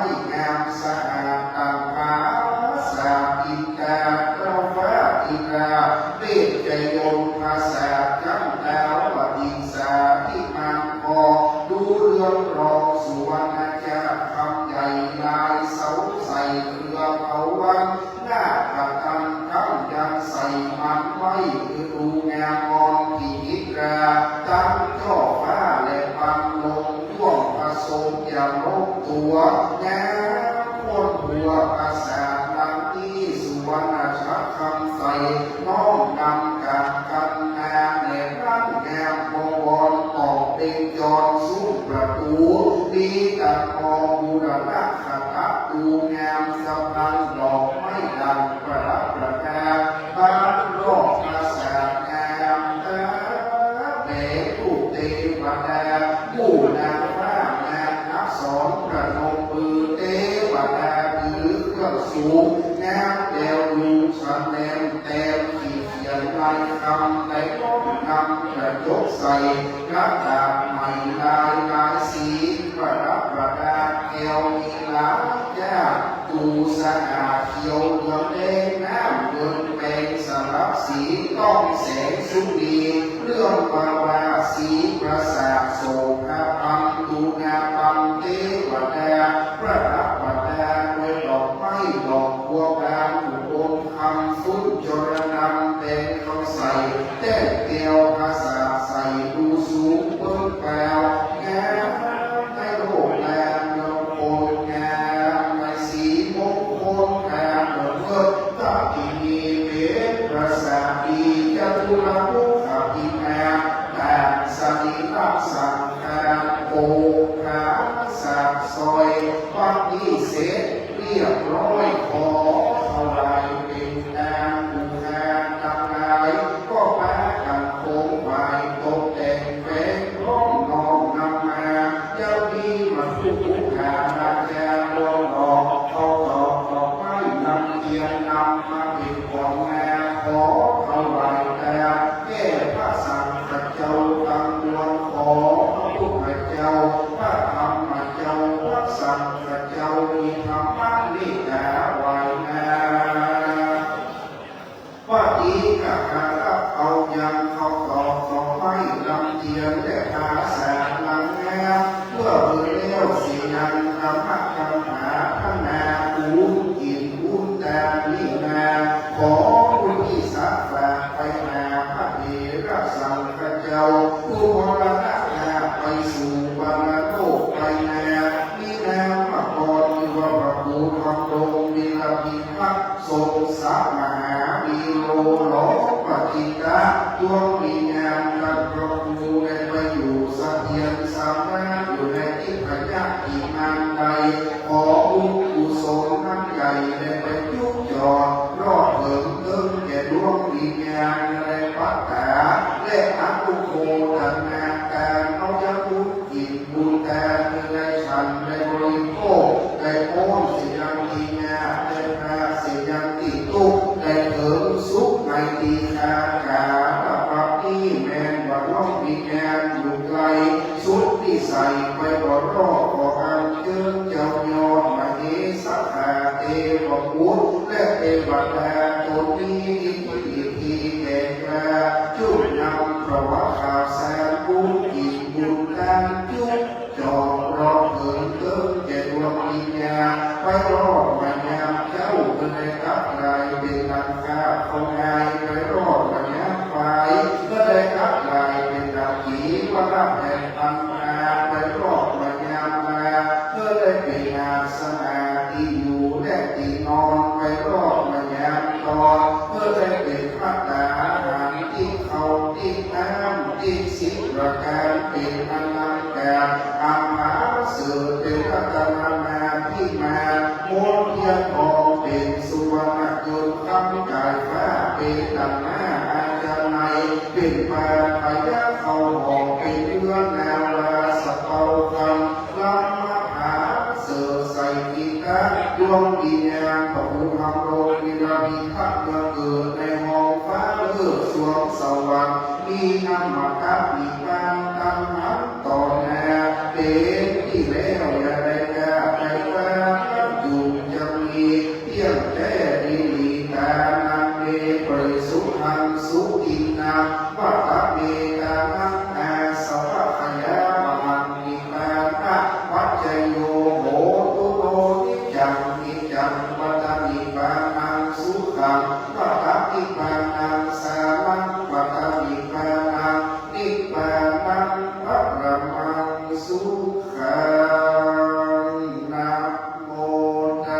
สะภะคะวะโตอะระหะโตสัมมาสัมพุทธัสสะนะโมตัสสะภะคะวะโตอะระหะโตสัมมาสัมพุทธัสสะนะโมตัสสะภะคะวะโตอะระหะโตสัมมาสัมพุทธัสสะอิมานิมัจยังพันเตกัปปิยพันธานิสัพปริวารานิภิกขุสังฆัสสะโกโนชยามะสาธุโนพันเตภิกขุสังโฆอิมานิกัปปิยพันธานิสัพปริวารานิปฏิคันหาตุอัมหากังทีฆรตังหิตายะสุขายะข้าแต่พระสงฆ์ผู้เจริญข้าพระเจ้าทั้งหลายขอน้อมถวายเครื่องกัปปิยพันธ์กับทั้งของบริวารทั้งหลายเหล่านี้แด่พระสงฆ์ขอพระสงฆ์จงรับเครื่องกัปปิยพันธ์กับทั้งของบริวารทั้งหลายเหล่านี้ของข้าพเจ้าทั้งหลายเพื่อประโยชน์และความสุขแก่ข้าพเจ้าทั้งหลายตลอดกาลนานเทอญสาธุประสงค์เมตตาโภชนาสาธุการดีเรียบร้อยสำหรับเจ้าภาพยอดการถวายสงฆ์ก็ดีพยาเอาสังเกตนะครับเข้านำเงินถวายพระคุณเจ้าลูกพระคุณเจ้าบางลูกวันนี้จะได้ถวายญาติที่ระลึกและถวายโดยสังโฆและที่สองปัจจัยของพระคุณท่านจะมีฉลากน้อยๆคือโชเฟอร์ไปแลกเอาสังเกตซึ่งเป็นโต๊ะมีกุญแจสำหรับพระมหาเถระผู้ใหญ่สำหรับพระสงฆ์ที่หลายรูปก็จะเป็นพระพิยพันธ์สังเกตอันเป็นกองด้วยหลายรูปก็เป็นสหธรรมิกก็จะได้มาช่วยงานหลายความอยู่ในเวลาพระมหาเถระจะลาโอขันโตนะครับและจะมีฉลากน้อยๆน้ำสัมผัสน้ำสังเกตโปรดเอื้อจะโยนโคเฟอร์ได้ไปรับสังเกตที่กองอำนวยการรักษาแล้ววันนี้เราจะทำทุกชุดจะได้ถวายการประกาศรายชื่อวันงานของเกณฑ์แล้วหลังจากนั้นก็ต่อหน้าจะประกาศชื่อในภาคภาษาถ้ามาได้ยินชื่อของลูกมาเกณฑ์ถวาย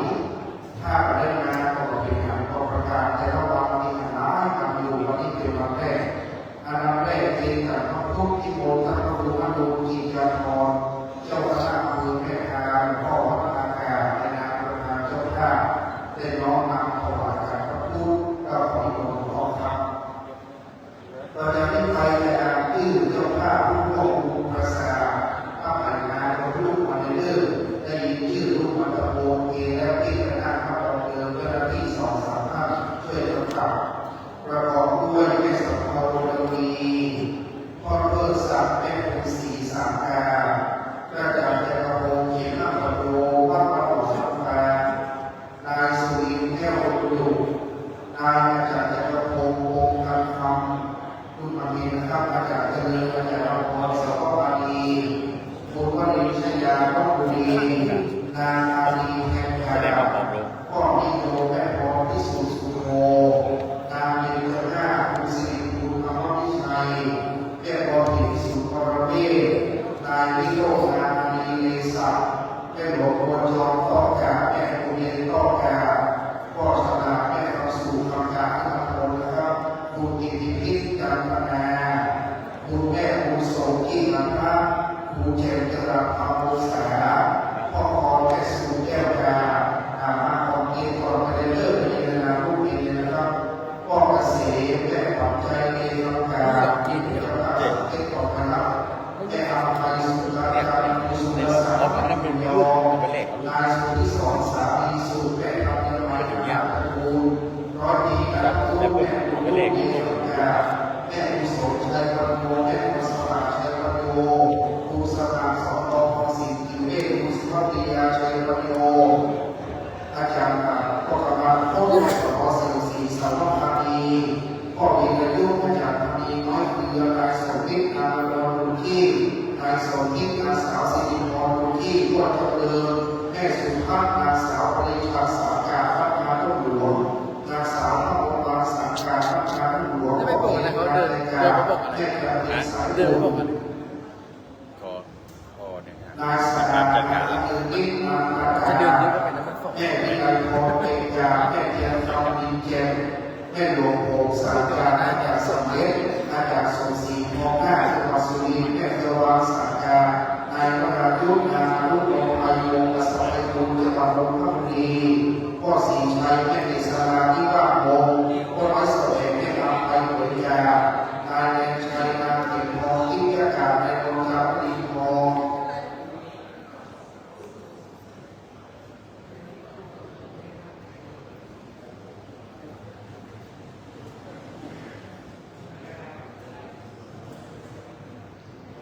อาจารย์สำเริงอาจารย์เป็นจันทร์ใหม่หลวงพ่อชลาแม่คำสูงคำกานายวรเชษฐ์นางกัสราไมศรีพ่อนิคมแม่สามีสุขสวัสดิ์นายโอยุกินางานีรักที่โดสิกานายรัตภูมิจันทโรเป็นชายภูมิภาคอีกเป็นพระที่โดสิกาแม่เทียนคำเป็นกาอายุมีนายนายวลีเป็นกานางสาวพระพรเป็นกาเป็นชายที่ชื่อคุณเป็นกาจะมีหน้าที่ชาในการพ่อที่โยมและพ่อที่สุสุโภภูนโรเกียรติวงศ์ทีนักการจากตรงนี้จากวิทยาเทการมาโทนะครับพ่อรวมกันส่งที่นักการอาสิคาอาจารย์ที่นักการอายุไทยส่งพ่อเรียนแม่หลวงอาลงพ่อผู้สวยแม่สีมาที่นักการอาสาวดีสิทธิการอาสาวกัชินาลูกอีกอสนายกรุงเทพสองนายเจริญพรนาสุนันทาและลูกหลานพ่อพระยาแม่คุณตาการนายนวพัฒน์นาศิวาจารย์อาเดชนายวิรศาสตร์นายบูลนายสมทยานาจินดาสมไทยพ่อสิงห์ไทยแม่เกษรานายโอโคกุกานายพระเทพพุทธพิคุยบุญนายตะเบียนนายสมบัตินางมีคุณาพ่อชยันแม่หลวงราชชัยโยกานายเจริญนางบุญาติยากาคุณสุเทพคุณจะเรียนสงฆ์เรียนพระวงศ์ให้รอบเลยครับ เป็นต้นอย่างการฝนลง ฝนลงมาแล้ว จีนโลกงานโลกโลกงานโลกโลกเสียอยู่เลยโลกมาเรีย อย่าน ทอดหาซิปใต้นั้นเนาะ ฮะ มันมีจืด เขา เงินมันมี มันมีจืด ออกแค่ซิปไตอ่ะ โอ้ มันมีแล้วก็ มันก็มันว่าอันนี้มันทอดหนังนั่งน้ำเหลืออย่าง ซิปไต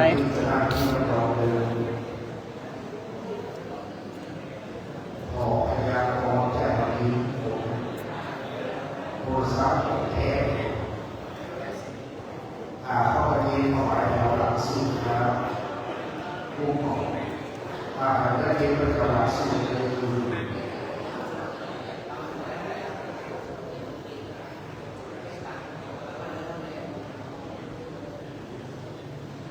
ต่อไปมันจะต้องแค่ประมาณ6 ไตรต่อไปเรียบร้อยต่อไตรมาสู่6 ไตรครับในการนี้6 ไตร1ข้าวของที่คนหลวงพ่อ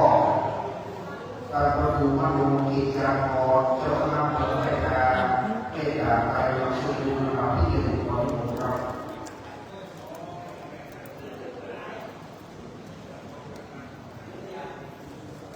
ลำดับที่2ที่ผมพระประดูที่4ประตูวัด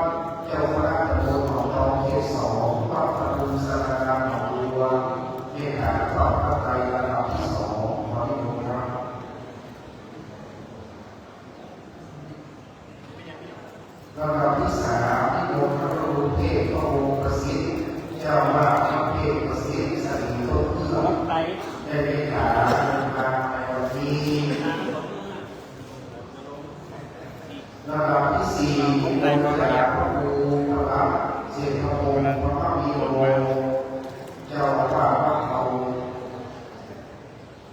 ลำดับที่ห้าพระอาจารย์พระพิสิทธิ์อาทิตย์พระโมในนามลูกศิษย์พระเจ้าพระเจ้าพระโยมีพระว่า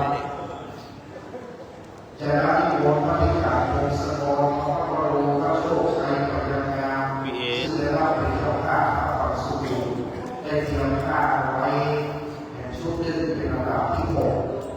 ที่บนเจ้าภาพพระโชคชัยกับยังงามลำดับที่หก วางมาเอาโต๊ะเรียบร้อยละแล้วละเอาตะเอียกครับโอเค เอาแค่นี้นะ มันมีเวลาแล้ว3 โมงซบยังไม่ออกเลย ที่มองรูปพิจารณาพระไตรปิฎกหนึ่งหลวงปู่พระครูวรธรรมาภิรมย์สองพระครูประภาสธรรมาสีสามหลวงพ่อพระครูบรรลุศรีนครินทร์สี่พระครูสุนทรนาฏศิษย์เจ้าคณะอำเภอสะเก็ดห้าพระครูพิพากษ์ศิลปศักดิ์วรเจ้าคณะอำเภอสันทรายหกพระครูโสพลตุโยภาสครูบาเจ้าองค์ต่อที่มงคลลูกได้พิจารณาพระไตรปิฎกสูตรท่านวันนี้ขอที่ผมครับร่วมได้ฉลองครับคือเกียรติเจ้าภาพครับถึงครับสาธุชนประมือถึงครับโหวตโต๊ะไหนโต๊ะไปโต๊ะข้ามไปครับสภาใจเย็น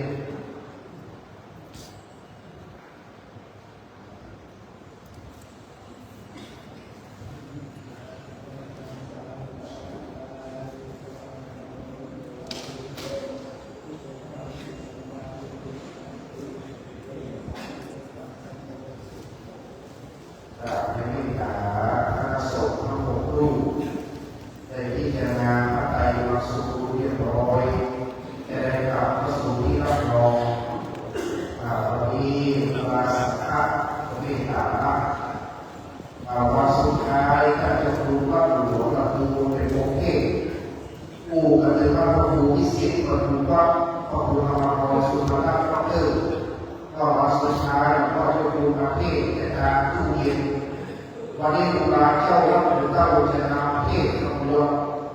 ผู้กันเลยว่าพระครูธรรมกรสุนทรนาถวัดการตู้เย็นวันนี้พอเป็นการเป็นโพธิพระครูธรรมกรสุนทรนาถในทางที่ผมสัมผัสในที่ที่บริจาค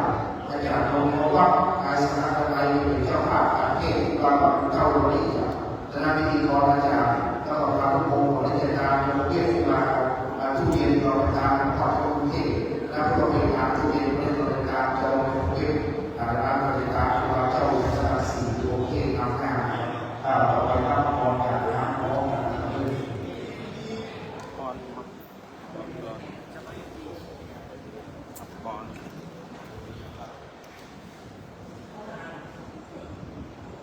ไม่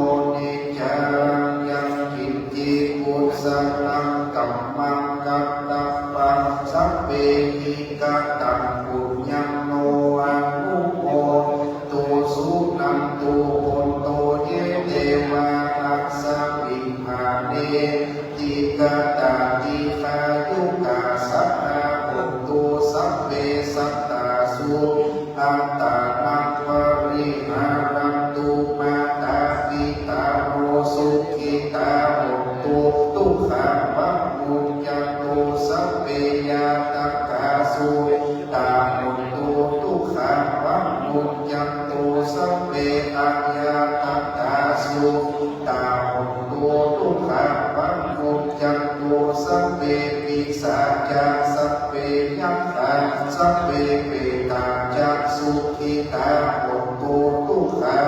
โกจันโตสัพเพนัคขัตตาสุขิตาโหตุทุกขาโกจันโตสัพเพเทวาสุขิตาโหตุทุกขาโกจันโตสัพเพอาจาริโยปัญชายาสุตาโหตุทุกขาปังโกจันโตสัพพะสัมปติโนสัพพิชันตุโกศพอยู่บนวิหารวันสุดท้ายจะได้ลงจากวิหารแล้วสู่มาพระเจ้าหลวงวันตั้งหลวงพ่อกับสิ่งใหม่ครับวันแต่นิพุทธังสัพพะเมวะโตสังฆังเมพังเตวันแต่นิพังมังสัพพะเมวะโตสังฆังเมพังเตวันแต่นิสังฆังสัพพะเมวะโตสังฆังเมพังเทวันตามิการูปัชายาจามิเยสัพพะเมวะสังฆังมาภะเมพังเทวันตามิกัมมะอานังสัพพะเมวะสังฆังมาภะเมเทวันตามิอาราเมปัฏฐสีมังสัพพะเมวะโตสังฆังมาเมพันเตวันตามิเกติยังสัพพังอาเมสุปฏิยิตาสันนิรัตถตุโยปานาโมยิสักกาลังปุถธะรูปังสัตตานาคัปโลเกเทวาโลเกบรหมาโลเกจัมโปเปลังกาติเปสันนิรัตถตุโยเกสาภาตุโยอันลาตาภาตุโยเจติยังกังภาปุติจัตุราสีติภาเสหัมมังคัมเพสัพเพสัมปาตังเจติยังจะอังวันตาอิสัพพะโสสุมาครูบาเจ้าวัดสนิทบรรลุพร้อมกันนะครับเด้อวันตานิพันเตสัมปังอาปารามังคัมมาเตพันเตมยากัตตังปุญญาสานินาตุโมกัตตังสานินากัตตังปุญญาไมหังตากัตตังสาธุสาธุอะนุโมทามิ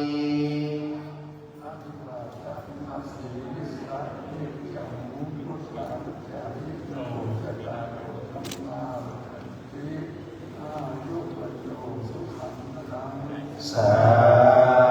ธุตั้งโนวันเก่าออกควรการทุกนาทุกการมุ่งขยโมโชเฟอร์คนขับรถส่วนหนึ่งขึ้นมาครับที่เป็นกองส่วนหนึ่งที่มีซองที่เราไปแลกสายเก็บที่โดนมาเราเห็นตะตุ่มสามารถไปกัน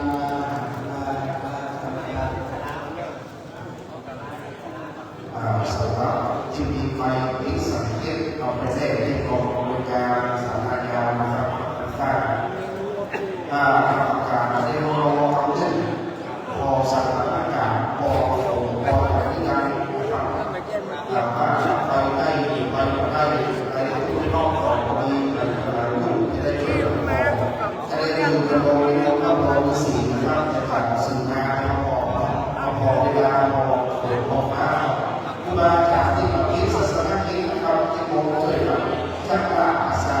แต่ว่ามีศาสนาคิดของเป็นงานขับของจะเป็นแต่ตั้งเอาเสร็จแล้วไปก็ให้ไปเล่นที่สถานีข้างครับในโรงสถานการณ์ครับที่ผู้บาที่เราสมัครทำว่าไม่ได้ยินโอ้โหการผู้แทนปัญหาครับใน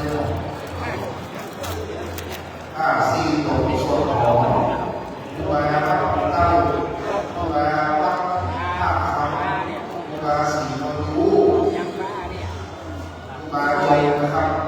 ครูบาเสียงรู้ครูบาเจ้าครูบาขาดคำและครูบาโจงสี่ลูกที่บัวสุขของพระโต เอาแน่ที่บอกได้จะรู้สมบัติครับขอนี่ครับ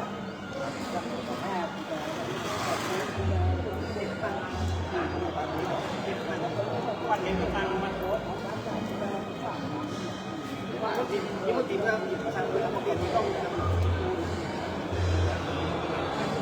พี่น้องครับผมพี่น้องครับขอครับ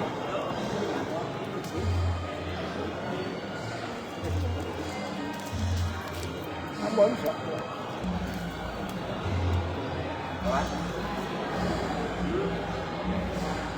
อยู่สักคนอยู่ไหนอยู่บ้านกันอยู่ไหนอยู่ต้องมาจากที่ใครอยู่วัดมั้งมันคนหนึ่งสองคนเนี่ยเจ้าที่ไม่ลายเลยลายเป็นออก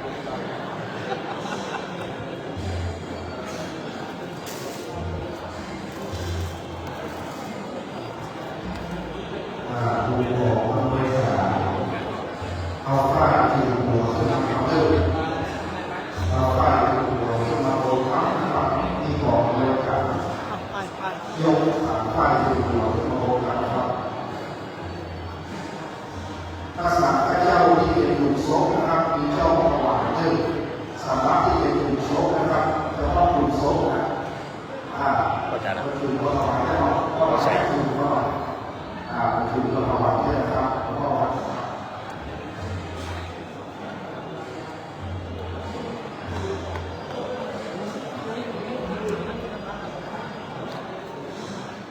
ท่านมีข่าวพ่อพระนำคือ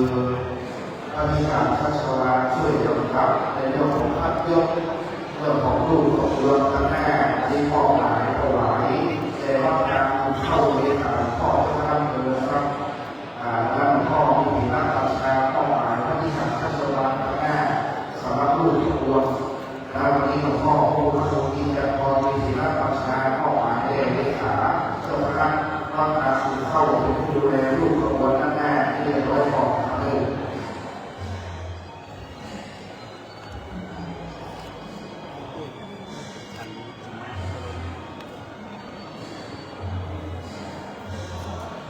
ทุกที่มีการสวาครับชมหอและการยกนะครับเยี่ยมและบริหารการครับ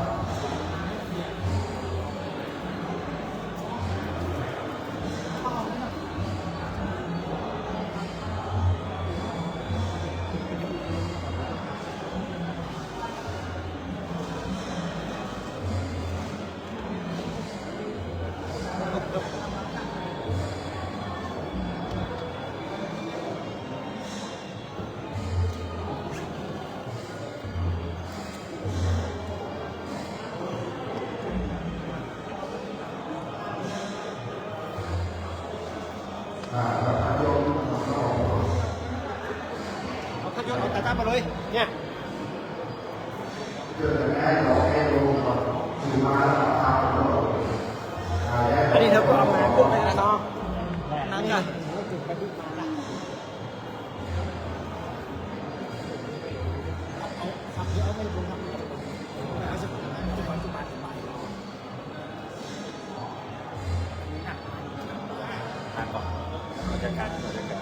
เดี๋ยวมันจะอันอยู่โอ้มองไปเฮียไม่แห้งไม่รู้น้ำโคตรโคุณมีสมาชิกจ้างมันพอแล้วราคามันเนาะราคาเรา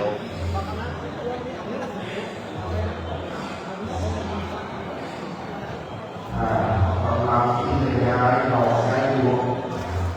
ย้ายควบคุมต่างๆและออกเดินเพราะว่าเข้าใจเราภาพเองก็เดินภาพเองก็สัตว์ดูเราไม่หลายดูภาพเองก็สัตว์ดูเราไม่หลายนะครับเดี๋ยวย้ายออกให้ลงมาเคลียร์ก่อนเราก็จะสื่อมาทำงานเพื่อทำนอกตัด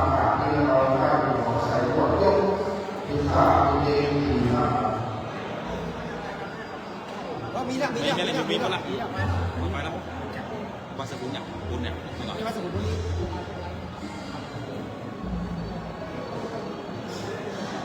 เจ้า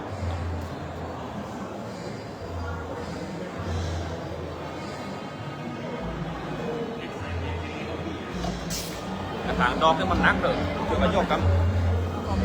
นะรูปหนึ่งอ่ะเดี๋ยวก็รู้มั้ง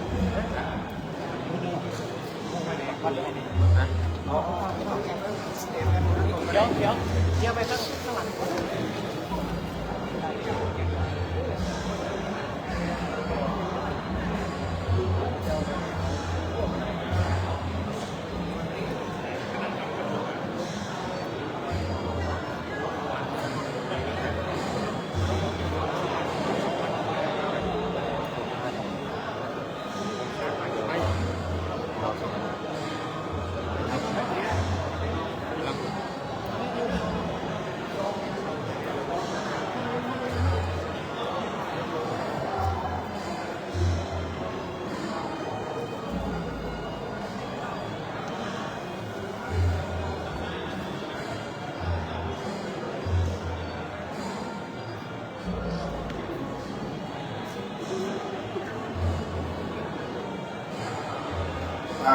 ตอนนี้นิมนต์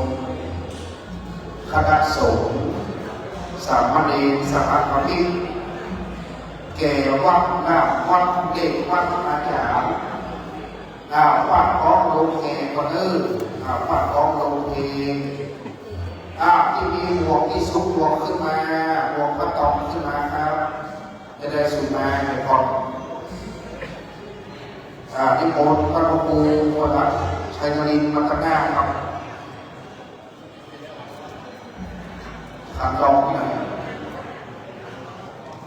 ขันสุนานะครับขันสุนาประดับหน้าลูกชาย สวิตช์ไฟนี่มีไหนเนี่ยปิดเนี่ย ก็เลยผู้จารแกวัดพ่อเลวัดพ่อกำลังโคตรเขากรรมการวัดเขาศรัทธาเข้าเรียนตรงที่จาที่เคยร่วมนะครับตอนนี้คดีโอได้เข้ามานั่งจำบนเทปคนเข้าคนแก่ที่เคยส่งมือเข้าจังหวัดได้เข้ามานั่งคือของคณะสงฆ์คณะองค์สามเณรลูกศิษย์ลูกหาที่เคยได้รับเป็นตาจากพระครูได้เปิดพักอาศัยในบุญขึ้นมาไม่เลิกขึ้นมาร้องเพราะนะครับคณะลูกศิษย์คณะองค์หนุ่มเยาวชนคนเฒ่าคนแก่วัดเราที่มาใส่บาตรมาพักมาศี ยา ล นาคีอ่ะดีละ ตั้งจิตตั้งใจขึ้นมาพร้อมกันหรือยังเราพร้อมๆก็เดินพอขึ้นมานั่งพร้อมเพียงเดียวกันนี่ กล้อง ลูกศิษย์ลูกหาผู้บุคคลศรัทธาประนมขึ้นน้อมใจน้อมกายอยู่ในอาการอาสำรวมตอนนี้ถึงสมัยการโอกาสเวลาที่เราท่านทั้งหลายจะได้มาทำเอาสรีระร่างท่านพระครูลงจากวิหารหลังนี้ขึ้นสู่ปราสาทหลังใหญ่โดยการเวลาที่ผ่านมาคณะสงฆ์ที่เป็นสหธรรมิกเป็นเพื่อนเป็นฝูงที่ได้ร่วมกันภาคเองลูกศิษย์ลูกหาที่ได้รับเมตตาจากท่านพระครูทำลงได้รับพิพักษ์ทุกที่เขาศรัทธาทั้งหลายพ่อแก่วัดบูชากรรมการวัดคนเฒ่าคนแก่ศรัทธาน้อยใหญ่ยิ่งใจที่ได้อยู่ร่วมกันมาวันนี้เป็นวันที่เขาจะได้ลาจากกันไปวันหนึ่งทูบเทียนดอกไม้น้ำขมิ้นส้มปล่อยขอแสดงคารวะต่อสรีระสังขารกิตตะดวงวิญญาณพระครูธรรมรงค์วิรัติพักษ์ ทุกปีงามหากว่าตลอดชีวิตที่ผ่านมานี้เราดำรงค่าขับอยู่เราท่านทั้งหลายทั้งสองฝ่ายหากได้ปากน้ำกำเหลือซึ่งกันและกันไปล่วงเกินด้วยกายด้วยวาจาด้วยใจตั้งใจพอดีไม่ได้ตั้งใจพอดีแทนประการหนึ่งเมื่อทุกทีได้รับสังขารไปแล้วได้จากการชักงานก็เป็นที่ตนใจพอดีมันถูกต้องเจาะตนควรพอดีขอได้อนุญาตโทษโปรดพระโหสิกรรมเพราะได้เป็นที่วรณธรรมกรรมมันแก่กล้าขอดวงวิญญาณทุกที่โป่งวัดโป่งแววทุกที่ที่หาศาลาต้นไม้ต้นตอกที่ทุกที่เคยปลูกเคยฝังไว้ก็ต้องห่วงวัดก็ต้องห่วงทุกเจ้าข้างเองแต่ศรัทธาเมื่อดาจิตตัดดวงวิญญาณขึ้นสู่สวรรค์ชั้นฟ้าถือแก่มหานิรพันธ์ไปที่โบสถ์พระครูพระราชนรินทร์ชยวัฒนเมธีได้กล่าวขอขมาณโอกาสนี้ครับ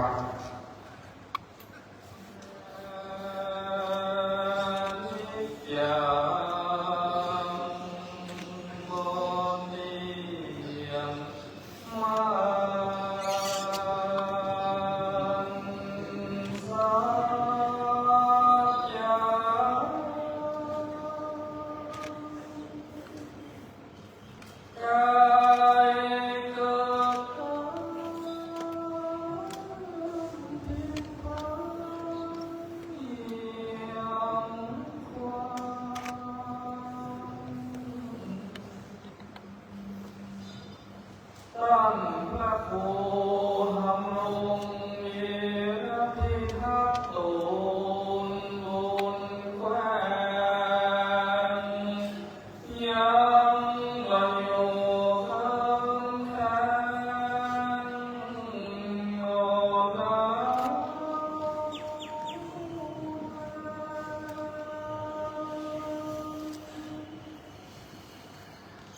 จ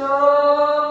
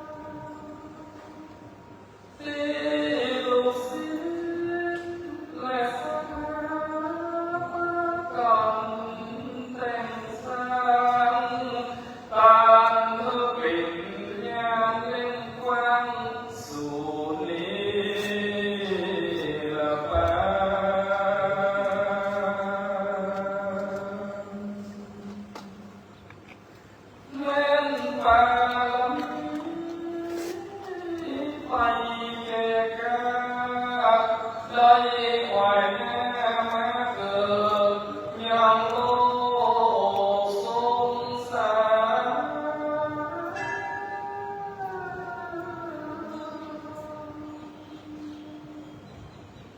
ขอนิมนต์ดวงวิญญาณมาเกิดแม่หายมาเป็นเจ้าปีและได้น้องทรงเสด็จฟ้ามีเธอ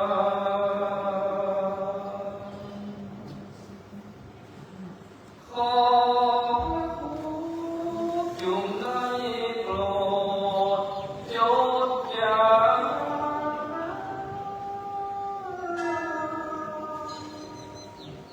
โมลกาสาจะขออีกบ้างตามคำตั้งใจสานุสิสถานแล้วจะอยู่กับศาสนา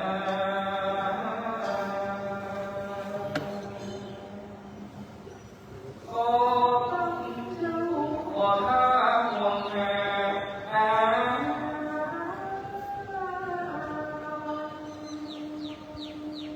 มีหางและสังศรัทธาจะช่วยกันเติมตนสีมงคลทางเลิกควงคงคือเป็น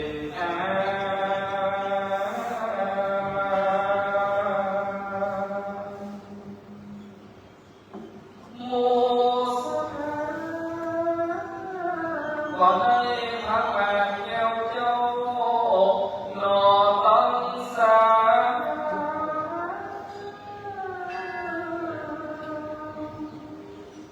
จะช่วยกันปฏิบัติสีมงคลมองมองคนสาวจะช่วยกันดูแลองค์เน้นเห็นเจ้าเหมือนลูกที่อยู่นอน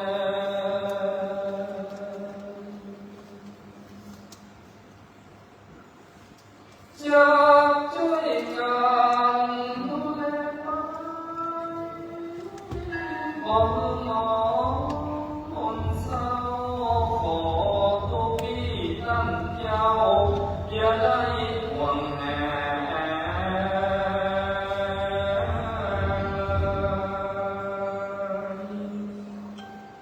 จุงปงวันจันทร์ดังศรัทธาเมืองลึกที่มีน้ำยักษ์สมานสามัคคี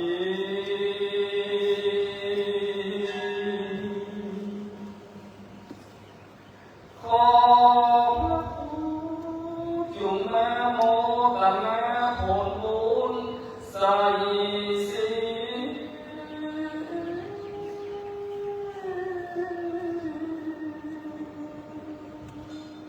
เพื่ออยู่สุขสบายดีพ้นละเวทีเอามาคือตั้งพระโพธำรงเวรพิทักษ์ท่านเจ้าได้ตั้งแต่ไกลอริยเมตไตรหล่อข้าเพื่อได้เสวยสุขตามบารมีทาน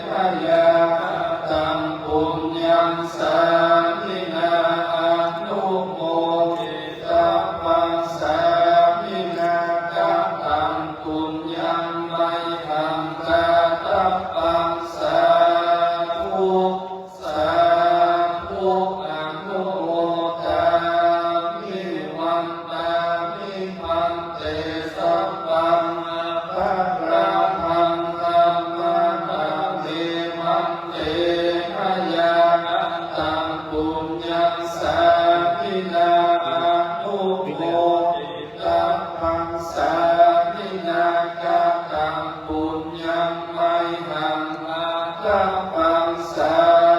ธุสาธุอะนุโมทามิวันตามิหันเต พระครูพระนักเสียงพระพงศ์นั้นเป็นลูกศิษย์ได้เอาขับขึ้นเกณฑ์จะได้สืบวัดแต่ลาแก่ทุกปีอย่ามองข้องอะไร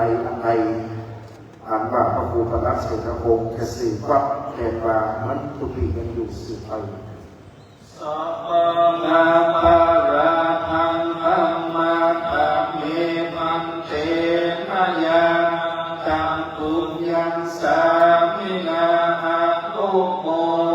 ตัปปังสามินากะตังปุญญังไมหันจาตัปปังสาธุสาธุอนุโมทามิ ก็คือได้เป็นปากเป็นคำคือได้ลาวัดลาวาลาพระภิกขุสงฆ์องค์เนรลาศรัทธาได้ลงจากวิหารเพราะคือมีฝนมีลมมันก็มีเลิกเพื่อกินดีตามดีเต้าหอดจะได้โป่งศพเอายกหีบวางตะกร้าหน้าพระเจ้าวิมลใส่ผ้าถึงหัวเรียบร้อยนั่งแล้วก็ยกออกไปพร้อมกันนั่งพร้อมผีเดินปูแห่จะขึ้นพร้อมกันรอฟังสัญญาณนี้เดียวยกผีมาตะกร้าที่ก่อนเดินยกผีมาตะกร้าที่ก่อนแล้วก็ยกผีมาตะกร้าหน้าพระเจ้าวิมลครับยก ดอกรอ เราจะดูนาราวัดแม่ที่ฐานเราจะขึ้นนะครับก็คือนะครับที่ของนอกโอ้ยไปรอสัญญาณเนอร์คือกองคือคณะเอรอฟังสัญญาณก่อนกองหลวงค่อยทำนี่ก่อน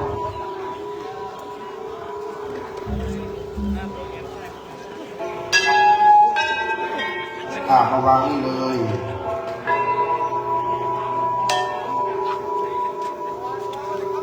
ครูบาเจ้าวัดกุเต้านิมนต์เทียบทำหน้าสำหรับที่เขาจะได้เต้นทำหน้านะครับ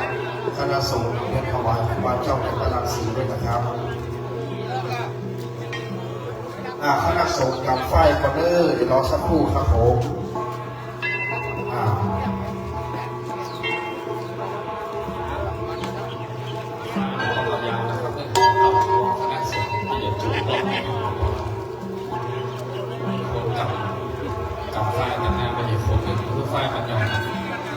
พระสงฆ์เองก็จะทำเดินซ้ายอยู่แต่ละวัดอันนี้ทำมาทำขันอยู่โคตรตอนน้ำก่อนใส่โมงอ่ะเอาแถวล้อขันที่จะทำขันนี้เลยล้อขันนี้เลยห้องเฮเนอตีของคุยละครับเด็กตีของหลวงเฮเลยโอเคลงที่หามีข้าวตองลงไม้ก็จะมาขายข้าวตองวันนี้อุตละวัดเทียนสายนะครับที่นอกจะขึ้นภาษาเอาตาช่วยไว้พระภูมิลงที่หาแล้วข้าของเฮทรงสกัด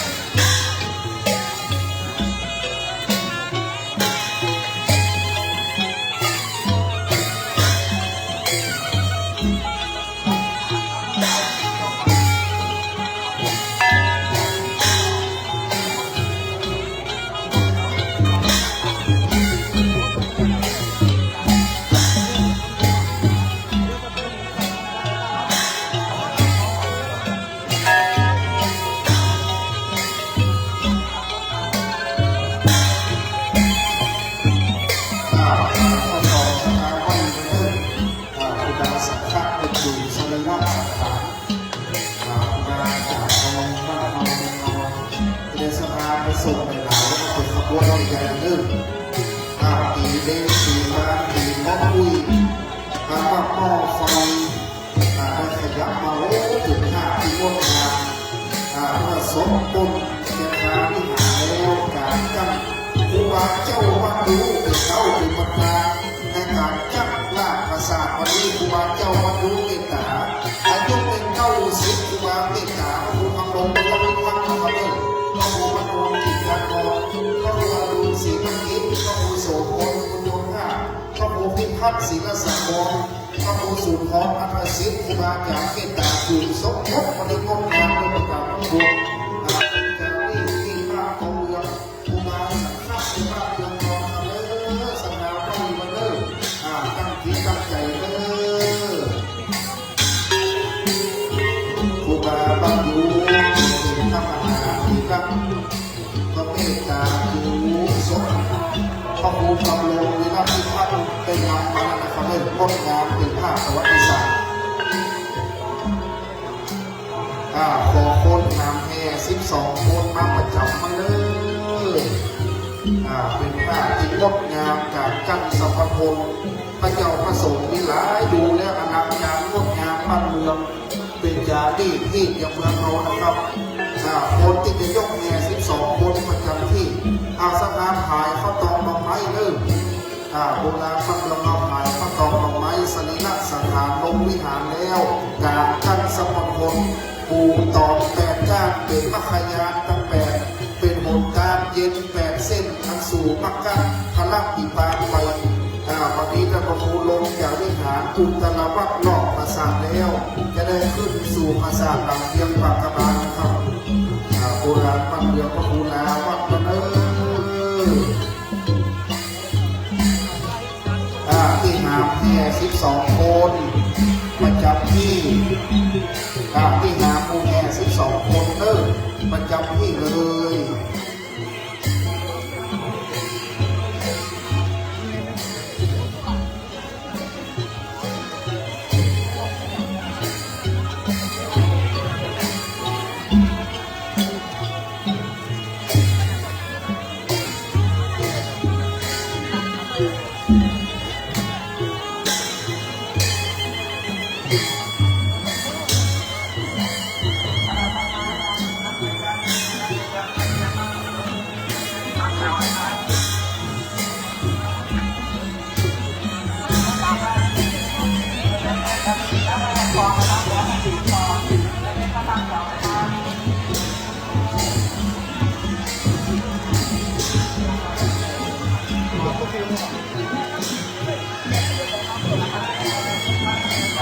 พระสงฆ์องค์เมน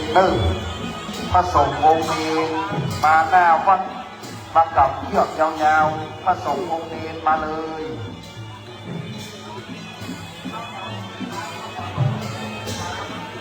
พระสงฆ์องค์เมนมาตั้งหน้าจักมันยาวๆของมาตั้งหน้าลูกเองปานมาตั้งหน้ามาเลยเองปานมาตั้งหน้าพระสงฆ์องค์เมนมาหลายๆพระสงฆ์องค์นี้ก็เข้ามาหลายๆนะครับพระนี้พระสงฆ์ดูมาหลายลูกมาตั้งหน้าประสานพระสงฆ์องค์นี้พระสงฆ์ดูมาหน้าประสานลูกมาเลยสภา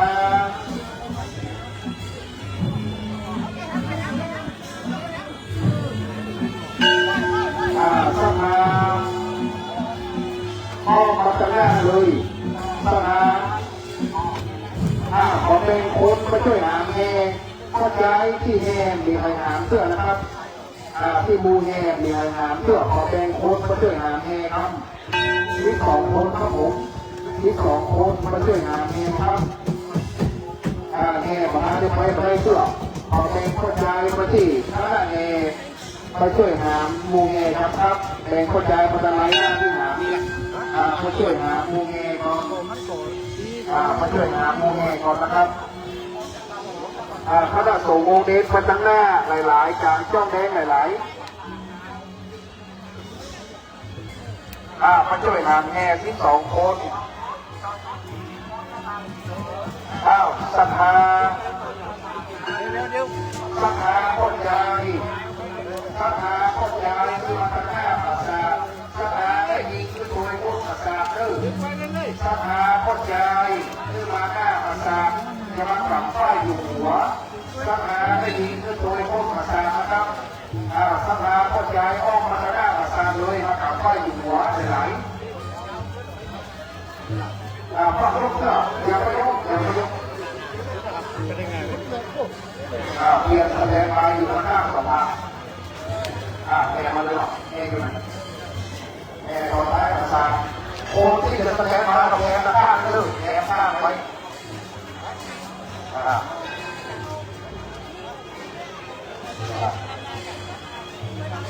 แกขอลุกมาเลยสถาไม่ดีแต่ตัวคนภาษาครับเป็นคนภาษาเลย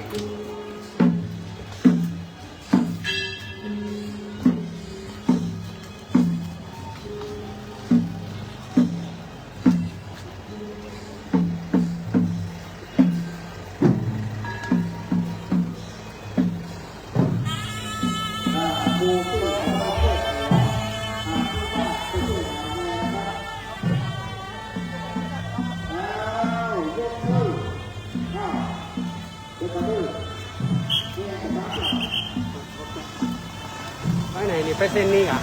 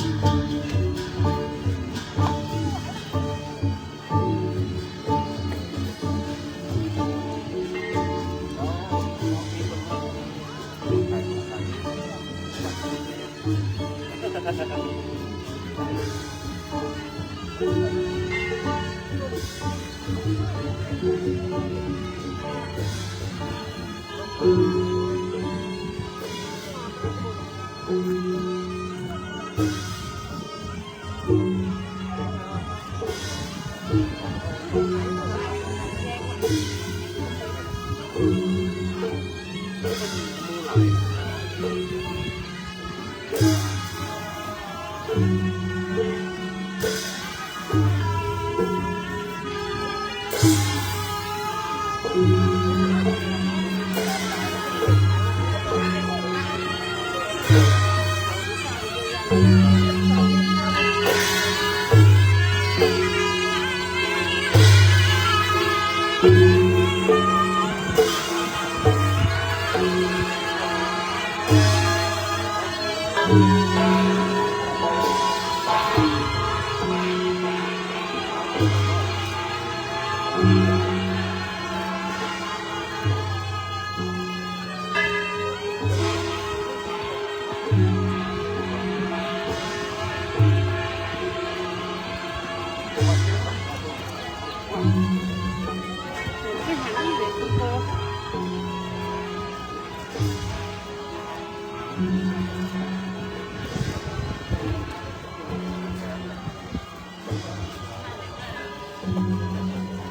้กลับเจอได้กลับก่อนเจอรถ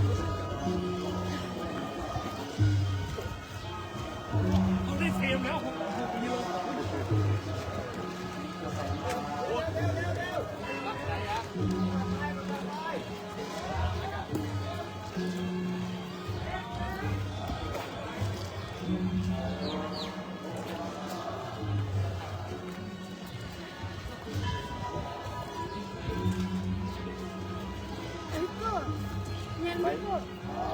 สายไฟ เ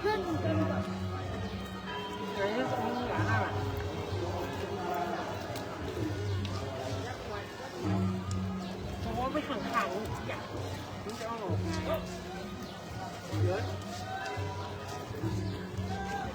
เดี๋ยวใส่ไฟเห็นเป็นตัวอยู่อ่ะ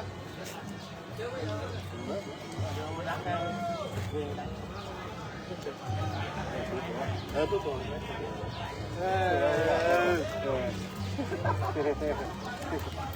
กับพี่ต้องเจ็บจนตายก็แค่นี้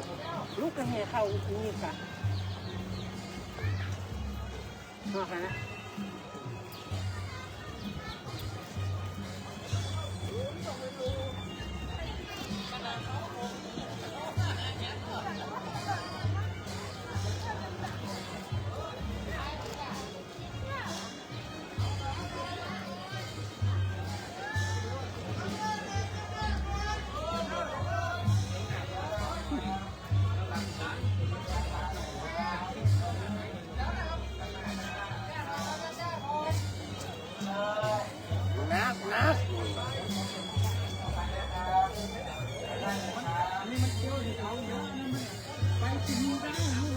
แล้ววันนี้ยังไป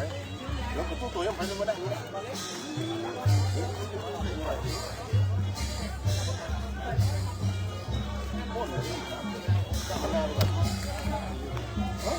ตัวนี้แก้มเรือ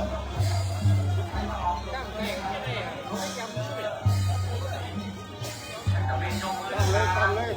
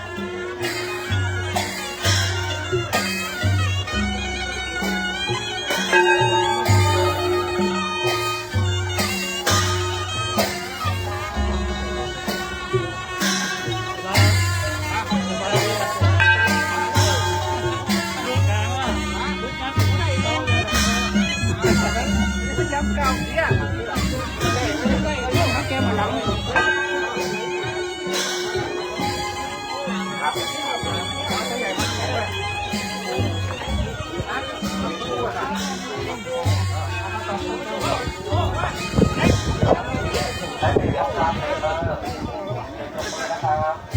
าหน่อยครับข้างหน้าเบาหน่อยครับข้างหน้าเบาหน่อย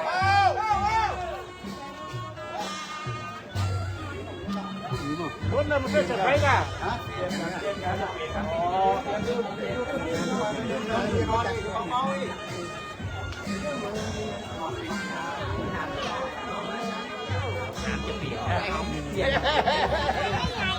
เดี๋ยวตั้งเลยดีรับ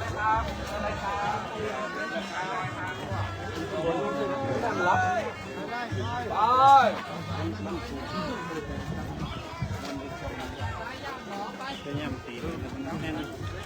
ฝ่ายย่างหรอไปกันดึกก็สต๊อกปิกกันเนาะวันหูกันละสต๊อกปิกกันปล่อยมาต่ออย่างนี้ละปลอดภัย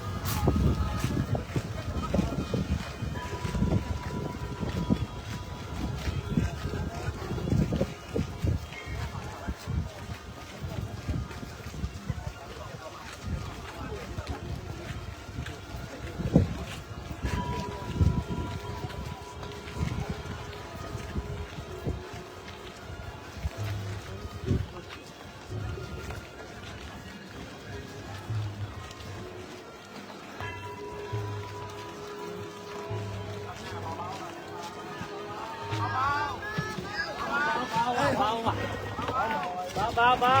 เบรกโอ้ข้างหน้าบางพูนหมูเรื่องแล้วฮะ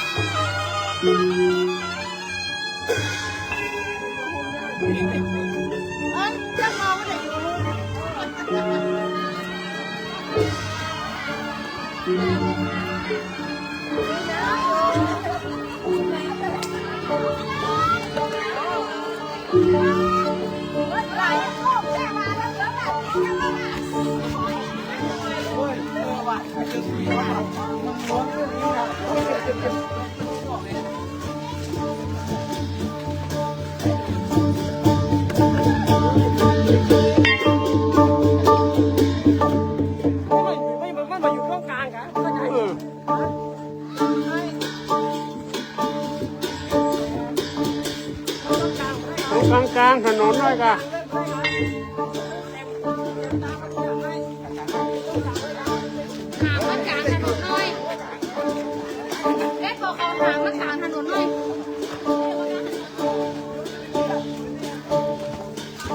ถ้าจะมาอยู่กลางถนนหน่อย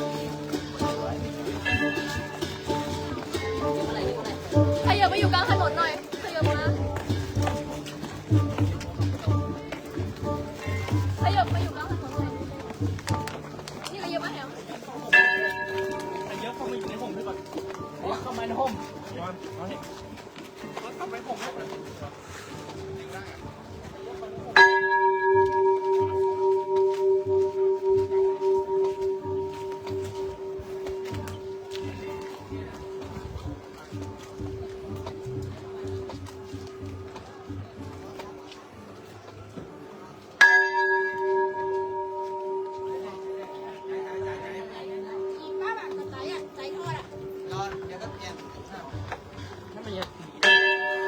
มันรู้เหรอ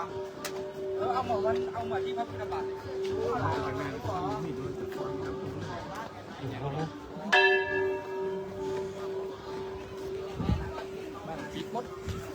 ไปบ้านไปดูน้องนี่สาวจ้ะ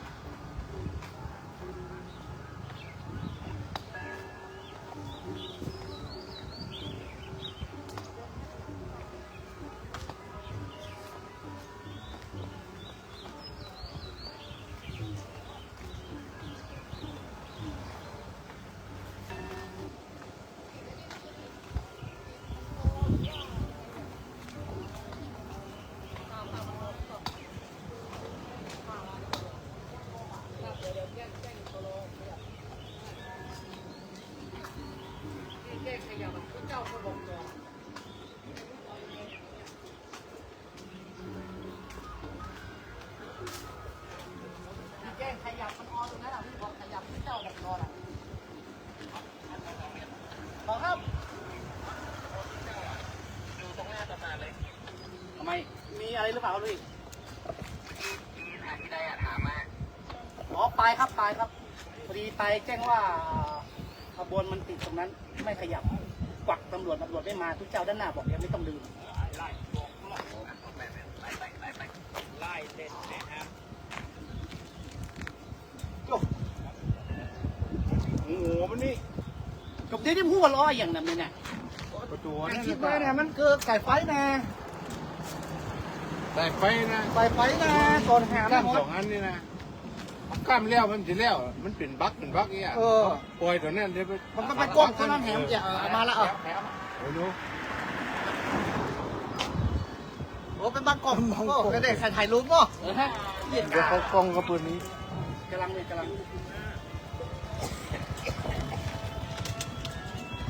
โอ้เมื่อกี้ก็ไปถ่ายเปิดอีกอันเนาะนั่นน่ะเนาะ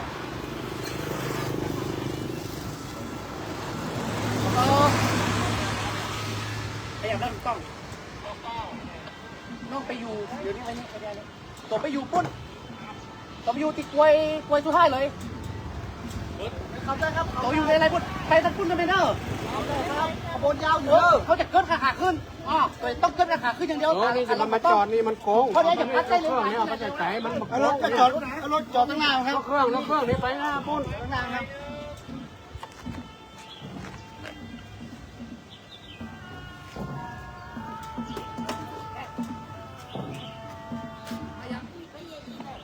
ยังอยู่โอ้ อีกนาน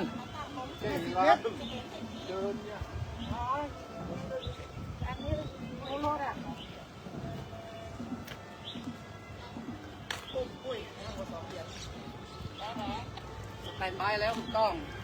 เดินไปหน้าโรงเรียนแล้ว ตาปล่อยปกติก่อนมีรถอยู่ไหมตาลองสัญญาณ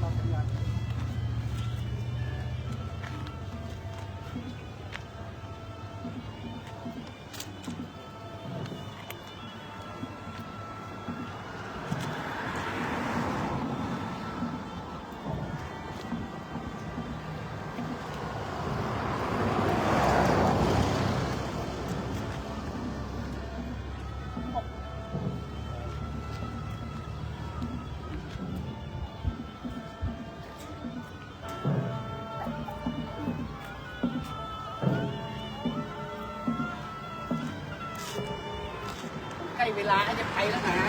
สวยคุก4 โมงแล้วเนี่ย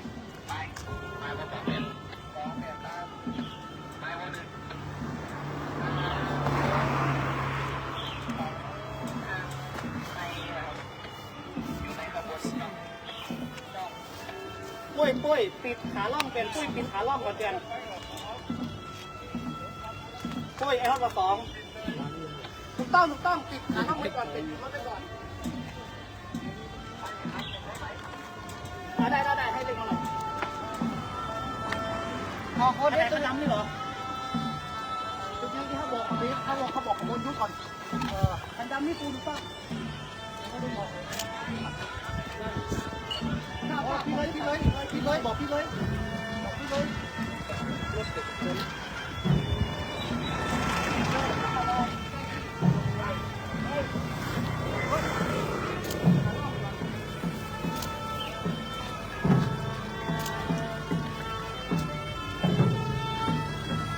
ต้องปัดขึ้นกับขวาเลยต้องปิดใต้กันต้องปิดใต้กัน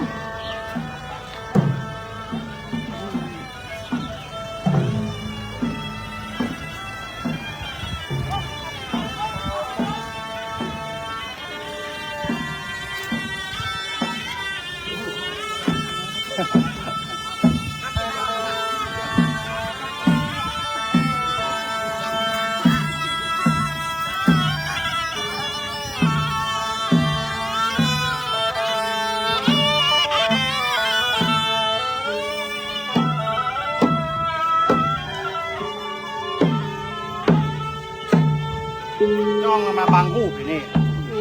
รถกลางไงนั่นน่ะรถกลางรถตู้มาแล้วโอ้ยเข้ามาต่อแล้วนั่งรถรอหรือไม่เนี่ย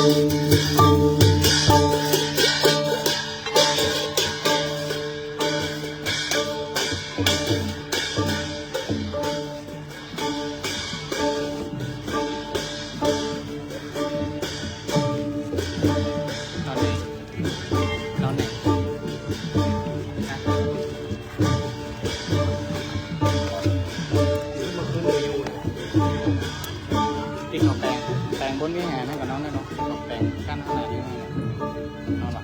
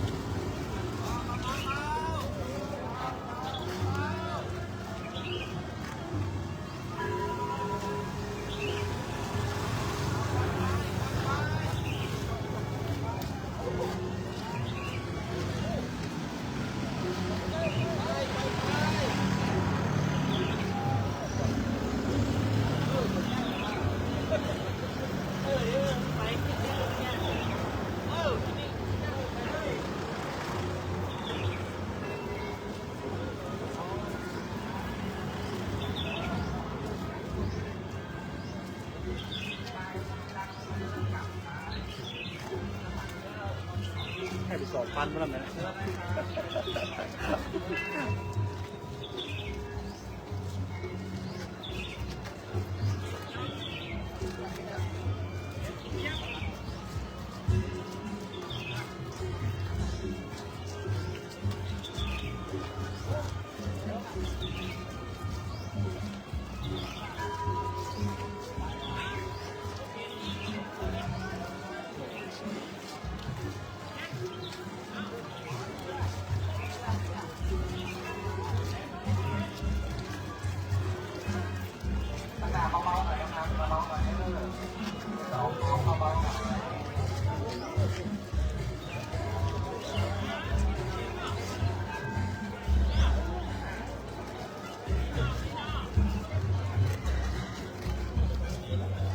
เซลล์ลองพี่ทันเก่าไปดักง่ายกว่าพี่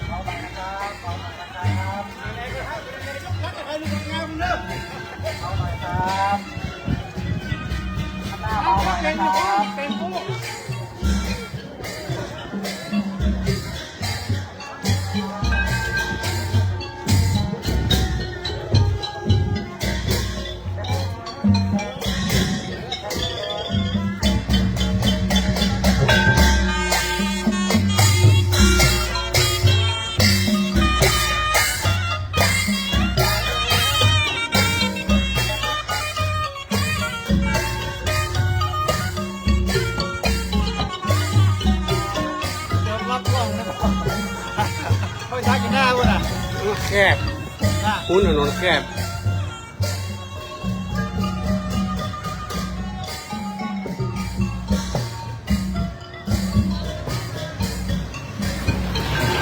นอะรถเนอะ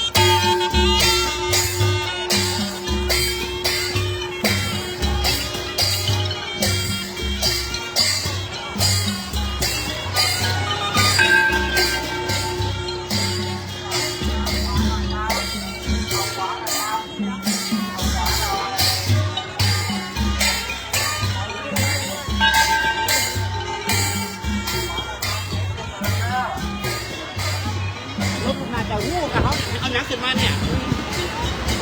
ปลอดภัยไว้ก่อนนะครับบางทีเอาหูแต่เพื่อนเป็นหูนะใช่ครับผมได้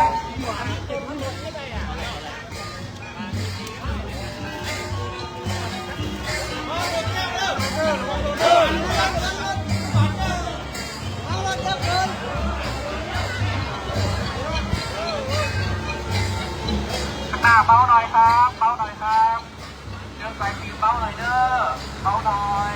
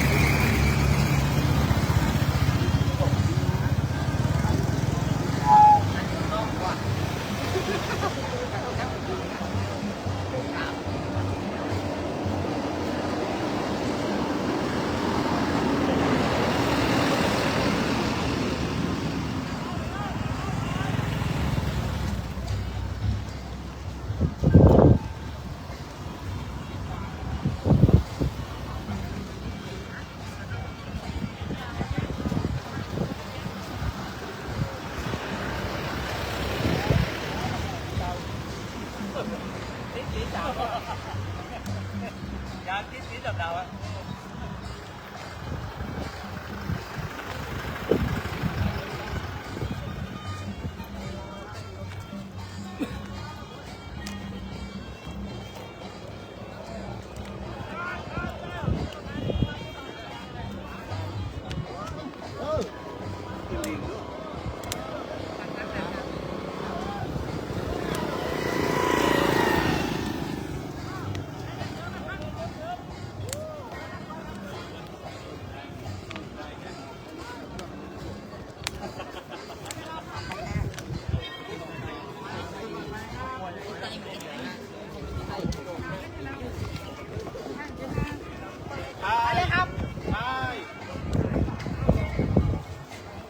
ใกล้ละครับ3 กิโล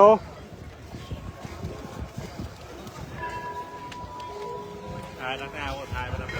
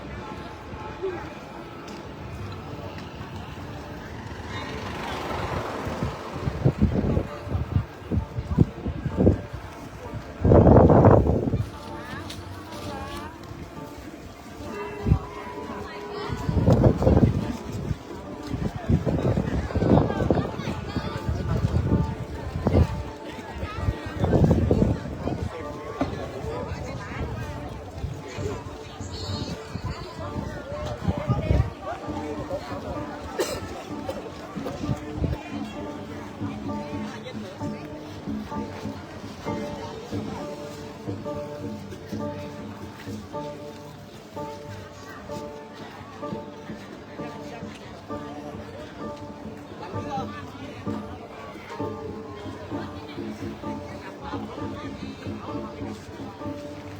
ายามตามรถขาวมาเลยจากท้ายขบวน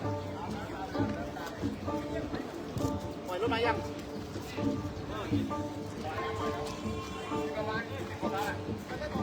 ทราบเอาเลยที่พิซซ่าเดินเลยเดินเลยแจ้งก่อนไปเลยเดินเลย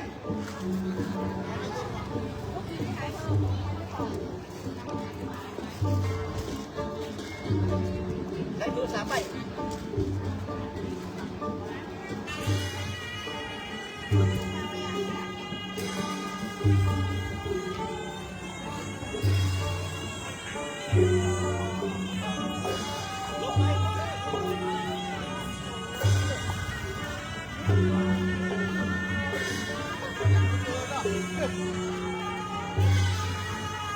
รถเด้อระวังรถเด้อ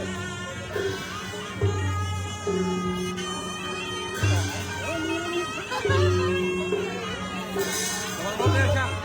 ข้ามระวังรถเด้อระวังรถเด้อ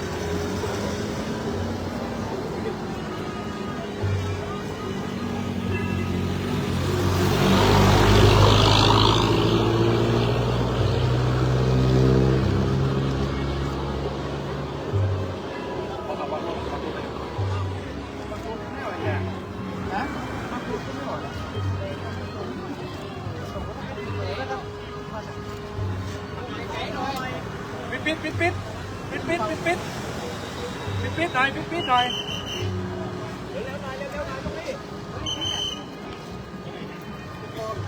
ปิดเลยปิดเล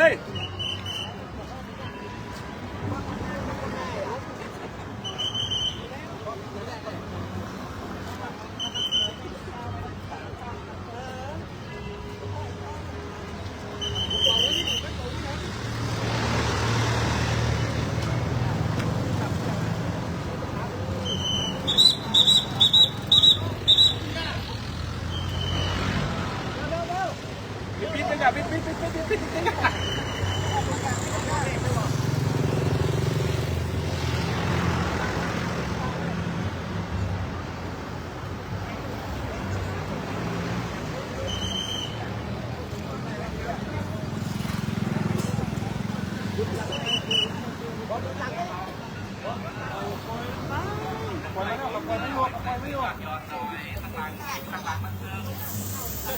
คุณยอดแหงดีนะ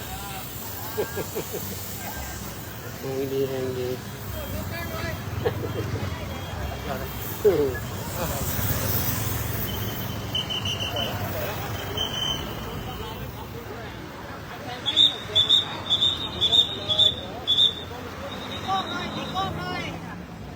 ตีกล้องใส่สีตีกล้องใส่สีพวกนี้หน่อยตีกล้องใส่สีอุ้ยเอาเลย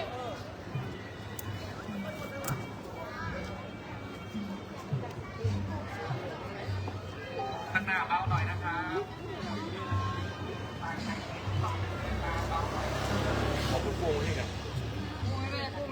โกงเลิศตั้งซื้อพี่ตั้งซื้อตั้งซื้อนี่แหละ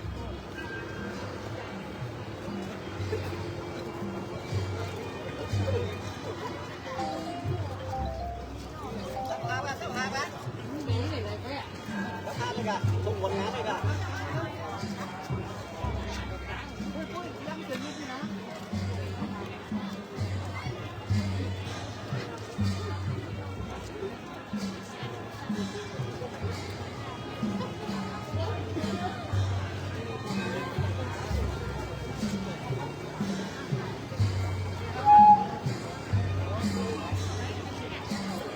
ระวังรถระวังรถระวังรถ ตาแห่งกันเนาะ เอาไปตามเอาไปตาม เดี๋ยวเดี๋ยว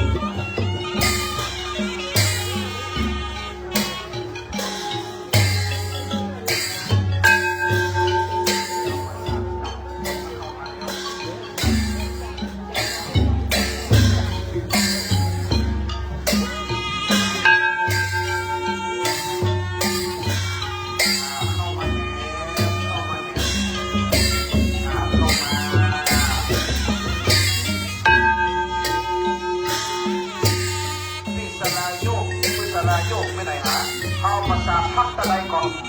ที่สลาเอาไว้ตั้งที่หน้าตุ้มีพระครูมาแล้วเอาภาษาพระก่อนครับผมใช่ครับที่สลาโยกจะได้กำกับเข้ามาสนานหลักเข้ามาเอาปากกาตุ้มีของเอาปากกาตั้งหน้าตุ้มีพระครูมาแล้วเสร็จแล้วโง่ก็มาดื้อเอาจะพักกันก่อนนะครับเขาจะเอาตัวกันทำเพื่อแล้วเอาจะตกขึ้นมาพักก่อนเดี๋ยวมาไก่มาควรให้ดูคนหนักเข้ามาเลยสาธุสาธุสา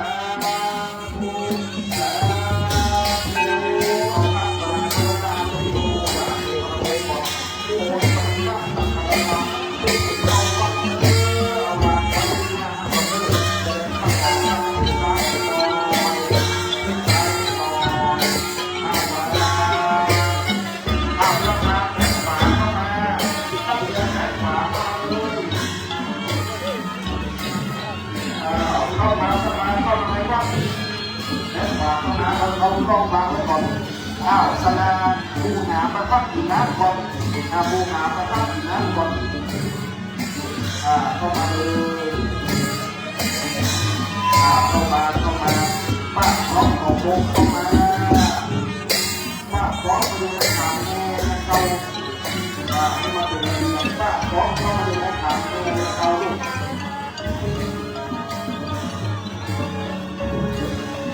ป้าพร้อมเข้ามาที่ถามแม่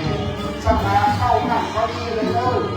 สนาทั้งหลายเข้านั่งเก้าอี้ที่รับรองเข้านั่งในศาลาสนานั่งในศาลาเลยศาลายาวศาลาบานเข้านั่งเป็นเตโบมหาชนคนทั้งหลายพี่น้องยอมบังนามาเขามาขันตั้งไม่มีเข้านั่งศาลาเลยครับแม่บอกเข้านั่งศาลาเข้านั่งเก้าอี้เลยจะได้ลองมาขอเพียงเราลุกขึ้นเข้ามาก่อนเชิญเลยครับเข้ามาเข้ามาก่อนเลยมีส่วนบุญก่อนแม่ของแผ่นดินเย็นครูบาเจ้าจันทรังสีก่อนแม่บ้านของวงวันนี้แม่นะครับเข้ามา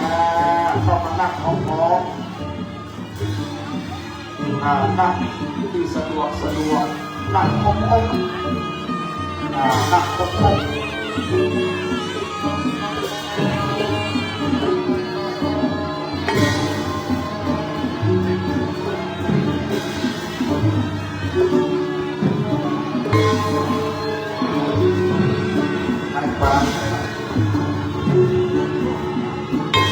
เข้ามานั่งของนั่งของ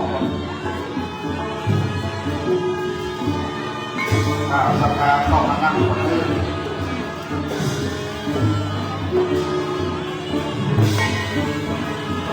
เขานั่งไม่เรียบร้อย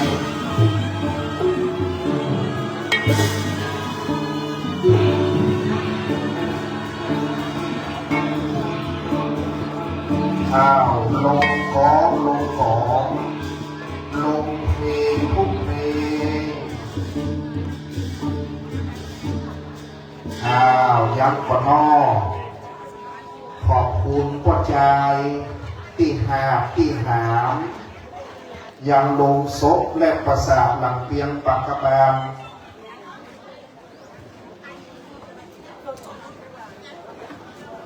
ที่หามที่ได้กินน้ำก็เลิกมาฝักญาติโยมนั่งก่อนที่ปัญหามันก็เป็นอิฐพอควรท่านนายกเขานั่งก่อนก็ได้เลิกสัก3 นาที 5 นาทีเตือนเจ็บหลังเจ็บเอวเป็นห่วงเลิกคณะพ่อบ้านพ่อชายเขานะโอ้ใจสู้แต๊กวันนี้ขอบคุณหลายๆได้บุญได้กุศลทำนี้พ่อบ้านพ่อชายเยาวชนเอาหามนี่ทุกปีแถววัดแต่เดี๋ยววันนี้นะผัดตองนักแจกคือเลยเด้อไปของรางวัลที่มาหามคือเด้อได้ผัดตองฟรีนะครับนายกเด้อคนได้หามได้กันวันที่22วันที่22เพื่อเกียมตัวเด้อจะเอาหลังใหญ่ๆนี่ออกไปแห่ครับหมด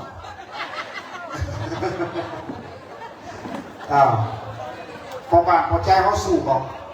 ที่สลาโยกว่าเขาจะเป็นค้านหามหลังใหญ่ที่ออกไปแห่ทำมาประจันพนันบันเขาพนันสู้ก่อนจะเดียวพักก่อนเพราะว่าเป็นอิฐพอควร กลุ่มแม่บ้านก็ใช่ย่อยนะ สุดยอดวันนี้ขอบคุณกลุ่มสตรีแม่บ้านบรรพาเราได้ร่วมกันรับเป็นเจ้าภาพได้ร่วมกันถวาย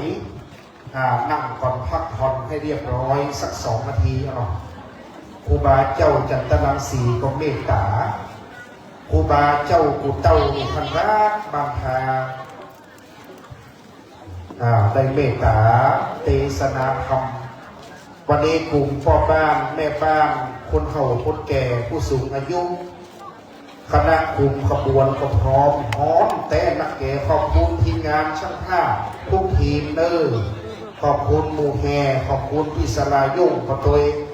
ขอบคุณก้องกองส่วนบุญโยปถัมภ์ก้องกองแผ่นดินเย็นครูบาวัดกุเต้าที่ได้ร่วมกันก็ได้เขาจะเกณฑ์กันทำกันวันนี้ตามของฮ้อนไมโครเวฟวันสุดท้ายทุกปีหนึ่งเขาจะตามของเย็นหน่อยมันโป่ง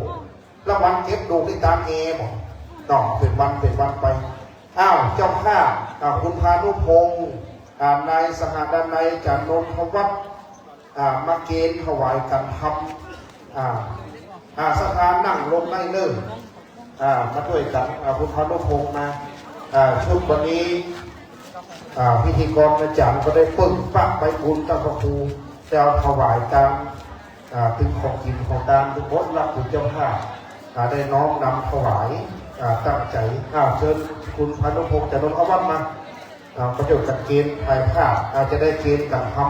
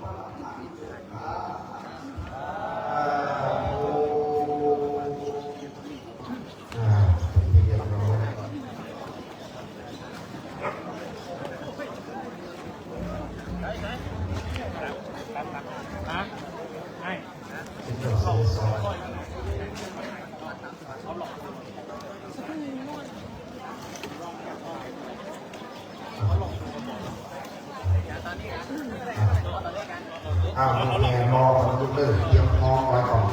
จะได้ชี้แจงประกอบด้วยตอนนี้มาเลี้ยงแถวคนที่จะเลี้ยงแถวขึ้นปวนก็ยืนแถวก่อนนะครับแล้วเหลือมูที่จะยกลงกระดุมแบ่งเกินกันแต่ได้ชี้แจงก่อนเด้อจะยืนที่จะยืนแถวสัพพะเตรียมพร้อมเลยเขาจะกางขึ้นเป็นกั้นเป็นแถวขึ้นไปสัพพะกางไว้ดูกางไว้เลยมันได้หลายมันสงงามถ่ายรูปสักดีเตรียมขึ้นโอ้ยระวังนะอย่างนั้นกางเลยในก่อนนอกทุกอย่างให้มาเข้าที่ก่อน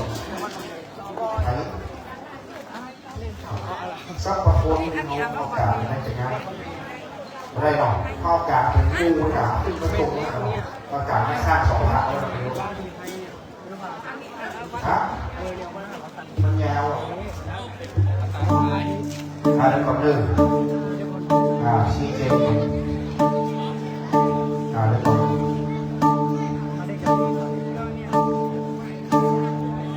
เดี๋ยวก่อนหนึ่งเดี๋ยวเตรียมพร้อมก่อนเดี๋ยวถ้าตอนซบเพื่อเขาก็แห่พร้อมกันเป็นรอสักครู่ไฟของบาครูบาเจ้าเนี่ยกำลังสีครูบาจะเมตตาขึ้นไปทางโบสถ์ กูลำดวนเนอะกูลำดวน เอาสัมปโพธการถวายครูบาหลังหนึ่งก่อนการถวายครูบาหลังหนึ่งแล้วก็การภาษาหน่อยโอ้เป็นภาพที่งามเต้นะครับเด้อได้ปรากฏส่งกันที่ไปศึกษาดูงานไม่ตั้งเลยในทีมศึกษาดูงานงานของเราต้องงานเลยศึกษาดูงานมาครับเราสองนี่กันการลิขิตการเป็นเห็นน้อยโอเควันนี้เอาแหบมาใจละไปดูงานมันนักมาใจกันค่อยๆโยกลงมาแล้วเดี๋ยวเอาขาขึ้นไปก่อนใจเย็นๆนะครับเอาโยกไปก่อนแล้วจะเอาขาขึ้นไปสืบขึ้นไปสัมปโพธการเป็นแถวว่างามเลยโอเคครับก็เดี๋ยวเอากางที่ล่อง2 หลังกางล่อง2 หลังซ้ายขวาเดี๋ยวพูดกันขึ้นขาหน่อยโอเคแห่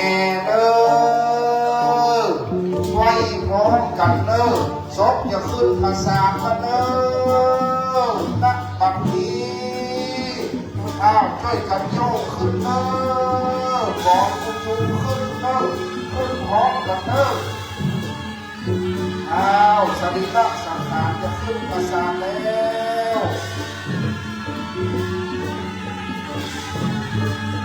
โดยเลยสัมปโพธโดยเลย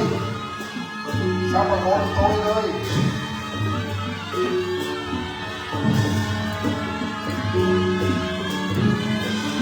สัมปโพธโดยเลยโดยเลยโดยเลย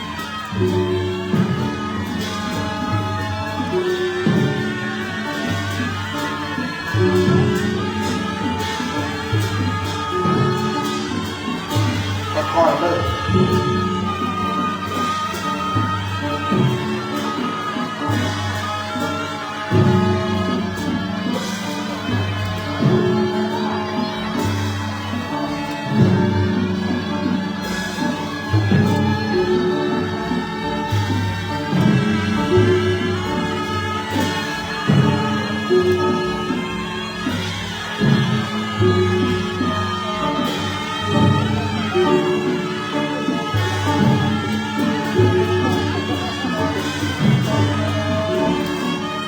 พร้อมขึ้นเลย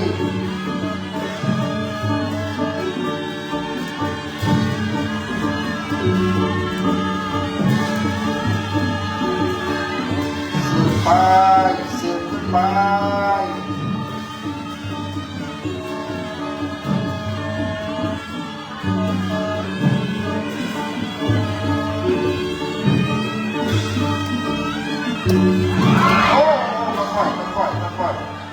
ค่อยๆเลย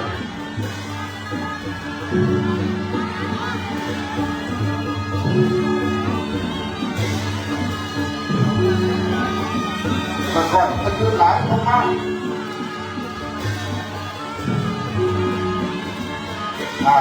ระวัง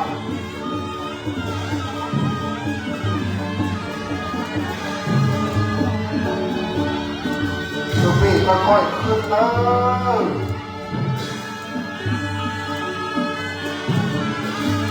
สาธุสาธุสาธุก็ขึ้นวันที่22ฟ้ากันมาหลายๆนะครับวันที่22โป่งมะนาวโป่งมะนาว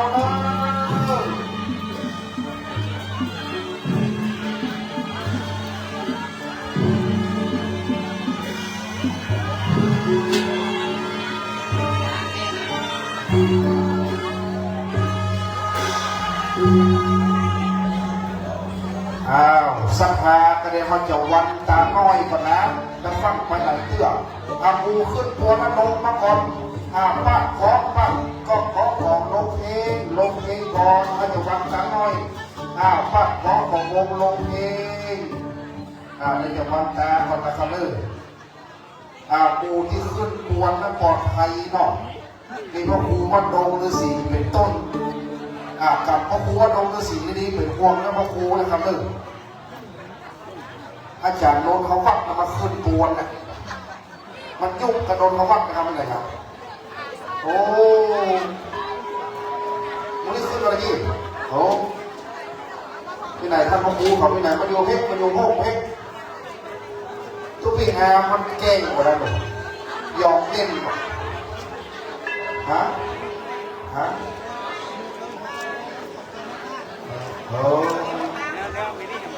เขาวัดลงฤาษีวัดเป็นลายเป็นอะไรเนาะ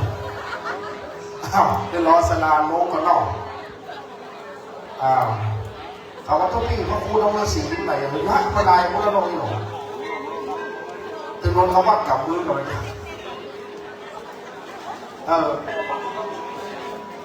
สลาค่อยๆนึงเพื่อจะได้เตะละที่ยืนอยู่นั่งลงก่อน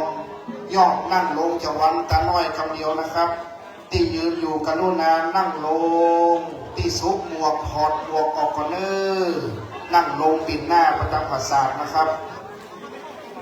นั่งที่พร้อมๆย่อนั่งลงจบแล้วละเห็น3 นาทีแล้วละ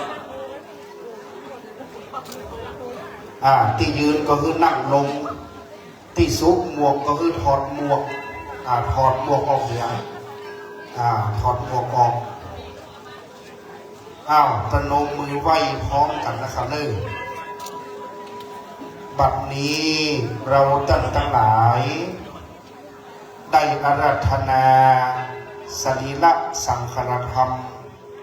พ่อครูทำลงเวลาพิทักษ์ตุปิอามขึ้นพระปนาตั้งไว้บนผาสาแก้วพิมานคำหากสลาภาษาหากนายช่างสลาและก็ทีมงานปัจจัยได้ยกสรีระร่างขึ้นภาษาได้ข้ามย่ำกายได้ล่วงเกินด้วยกายกรรมวจีกรรมมโนกรรมดังนั้นก็ดีก็ขอขมาคารวะขบวนที่ออกไปแห่บรรทุกต้องจอบเพิ่งกวนก็ดีก็ขอจิตตะดวงวิญญาณได้อนุญาตโตดพายโหดหรือเป็นอโหสิกรรม7 วันแต่นี้ไปแน่นับแต่คืนนี้จนถึงวันที่22คือตั้งพระครูปัดฟ้าปัดฝนปัดลมปัดดังอื่นนึ่งคือได้กินดีตามดีพิธีเรียบร้อยศรัทธาวัดเฮาจะไปพิษจะไปเถียงกันนึ่งส่องแน่ตั้งพระครูนี่พิษเถียงกันงานไปแล้วนึ่งมีอย่างก้อยอู้ก้อยจ๋าก้อยบอกก้อยปั๊บเอาอย่าได้พิษข้องมองใจกันเพื่อกินดีตามดีขอดวงวิญญาณปกปักรักษาวันตาพร้อมกันณบัดนี้วันตามิพันเตสัพพังอัมปะระทังคัมมาเมพันเตมะยาตังปุญญังสามินาอนุโมทินตปังสามินาตังปุญญังไมหังตาตปังสาธุสาธุอนุโมทามิวันที่22คือหลายๆหักกรรมหนึ่ง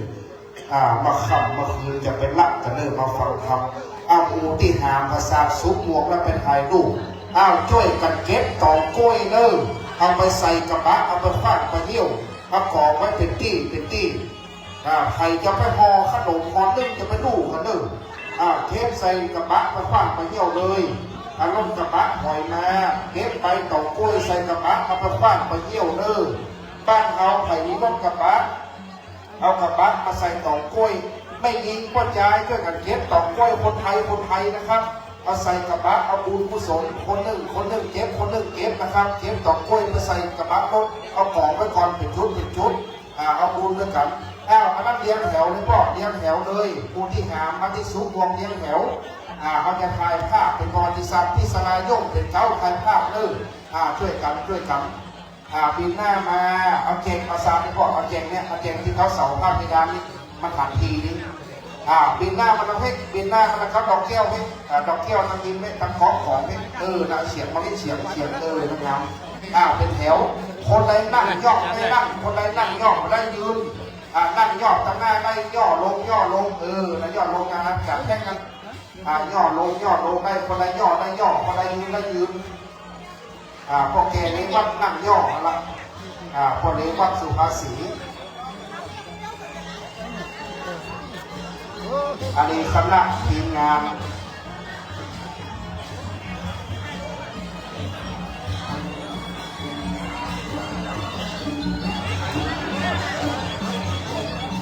พระเจ้าพระสงฆ์เขาเรียกถ่ายรูปนะครับพระเจ้าพระสงฆ์ชุดสหธรรมิกพร้อมครับเตรียมเด้อลูกหลานสมบูรณ์ได้ถ่ายรูปกันชุดก็ได้ลูกหลานสมบูรณ์ได้ก่อนจะถ่ายครับก็ประเดี๋ยวเดี๋ยวถึงหมู่ถึงมวลคือคณะนี้ถ่ายก่อนแม่บ้านเตรียมพร้อมเริ่มแม่บ้านชุดขาวที่งามเมื่อกี้เตรียมพร้อมซับประโคนเก็บที่ไหนอ่ะมันจะช่วงนี้มาได้ยังต้องช่วงดูเจ้ากับเดี๋ยวก่อนมาช่วงนี้ก่อนพอกล้องนะครับนับ1 2 3เดี๋ยวก่อน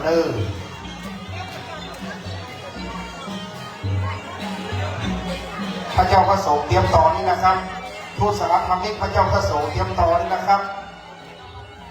อาสัมปโพธประกาศกันหลังนะครับเวลาพระเจ้าพระสงฆ์พาจะได้งามพร้อมหรือยังชุดนี้ครบยังครับวิดีโอก่อนวิดีโอก่อนรอแป๊บนึง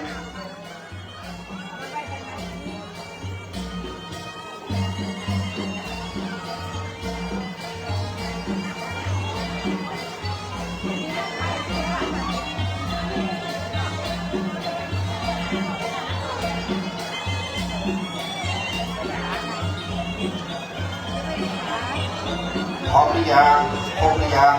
ยิ้มไปก่อนเขียวเองยังมัดยิ้มไปก่อนคนถ่ายวิดีโอพอแล้วขอบคุณครับนิมนต์พระเจ้าพระสงฆ์ครับนิมนต์พระเจ้าพระสงฆ์และทีมงานลูกหลานเขาคณะเจ้าหน้าที่ฝ่ายปฏิบัติพิธีมาอาสัมปโพธประกาศสัมปโพธทีมไหนยืมส่วนบุญประกาศกันไหมคุณพี่ฟิวนิมนต์ครับทีมงานศาสนาพิธีผู้บ้านเลยเจ้าหน้าที่ไม่ได้ประกาศสัมปโพธไหมเจ้าหน้าที่ไกลกับสัมปโพธเอาตรงนี้หน่อยก่อน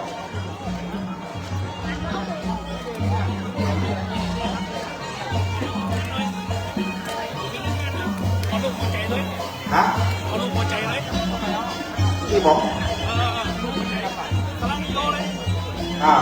ยอสัมปโพธขึ้น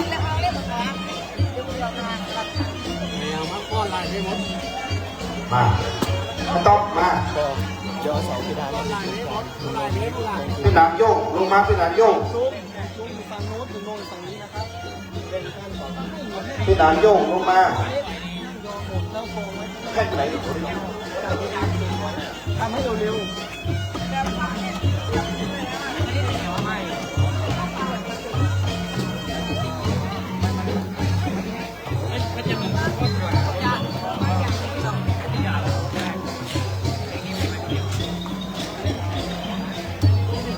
พอที่โดนเลยรอยโยกเนี่ย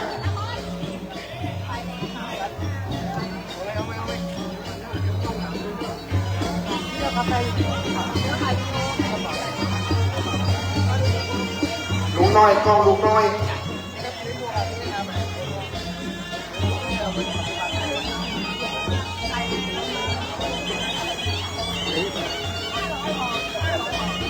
แป๊บเอากล้องนี้ให้ชื่อว่ารุ่นมวลหยาต่อไปคือยินแม่บ้าน ฝ่ายจัดเตรียมแม่บ้านที่หามเข้าเลยเข้ามาเลยครับผมกลุ่มแม่บ้านจัดดอกแต่งสวยที่หามครัวชามดองโอเคเอาผู้หญิงเข้าก่อนเอาเงินเข้าก่อนเพื่อจะปิ๊กบ้านเขาอยู่นี่มาฟังเอาเงินเข้าก่อนเอาเงินเข้ามาเอาเงินเข้ามา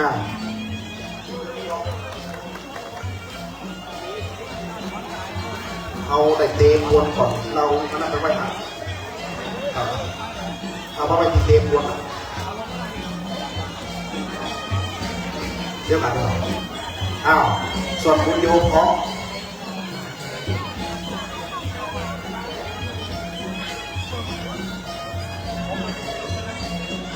ขี้มือหน้าของมันมาลงอ่ะ ไม่หนองสีเจงกับยกซัดอ่ะลูกตื้อเดี๋ยวนั้น พร้อม หล่อเราไม่ขัดข้อง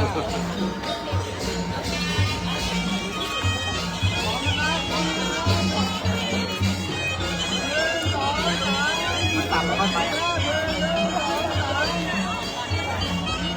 ครับหมู่หามประสาทฟังเมืองจะเดินเตะปวนแล้วจะต้องย้ายคณะไปไว้ท่านนะ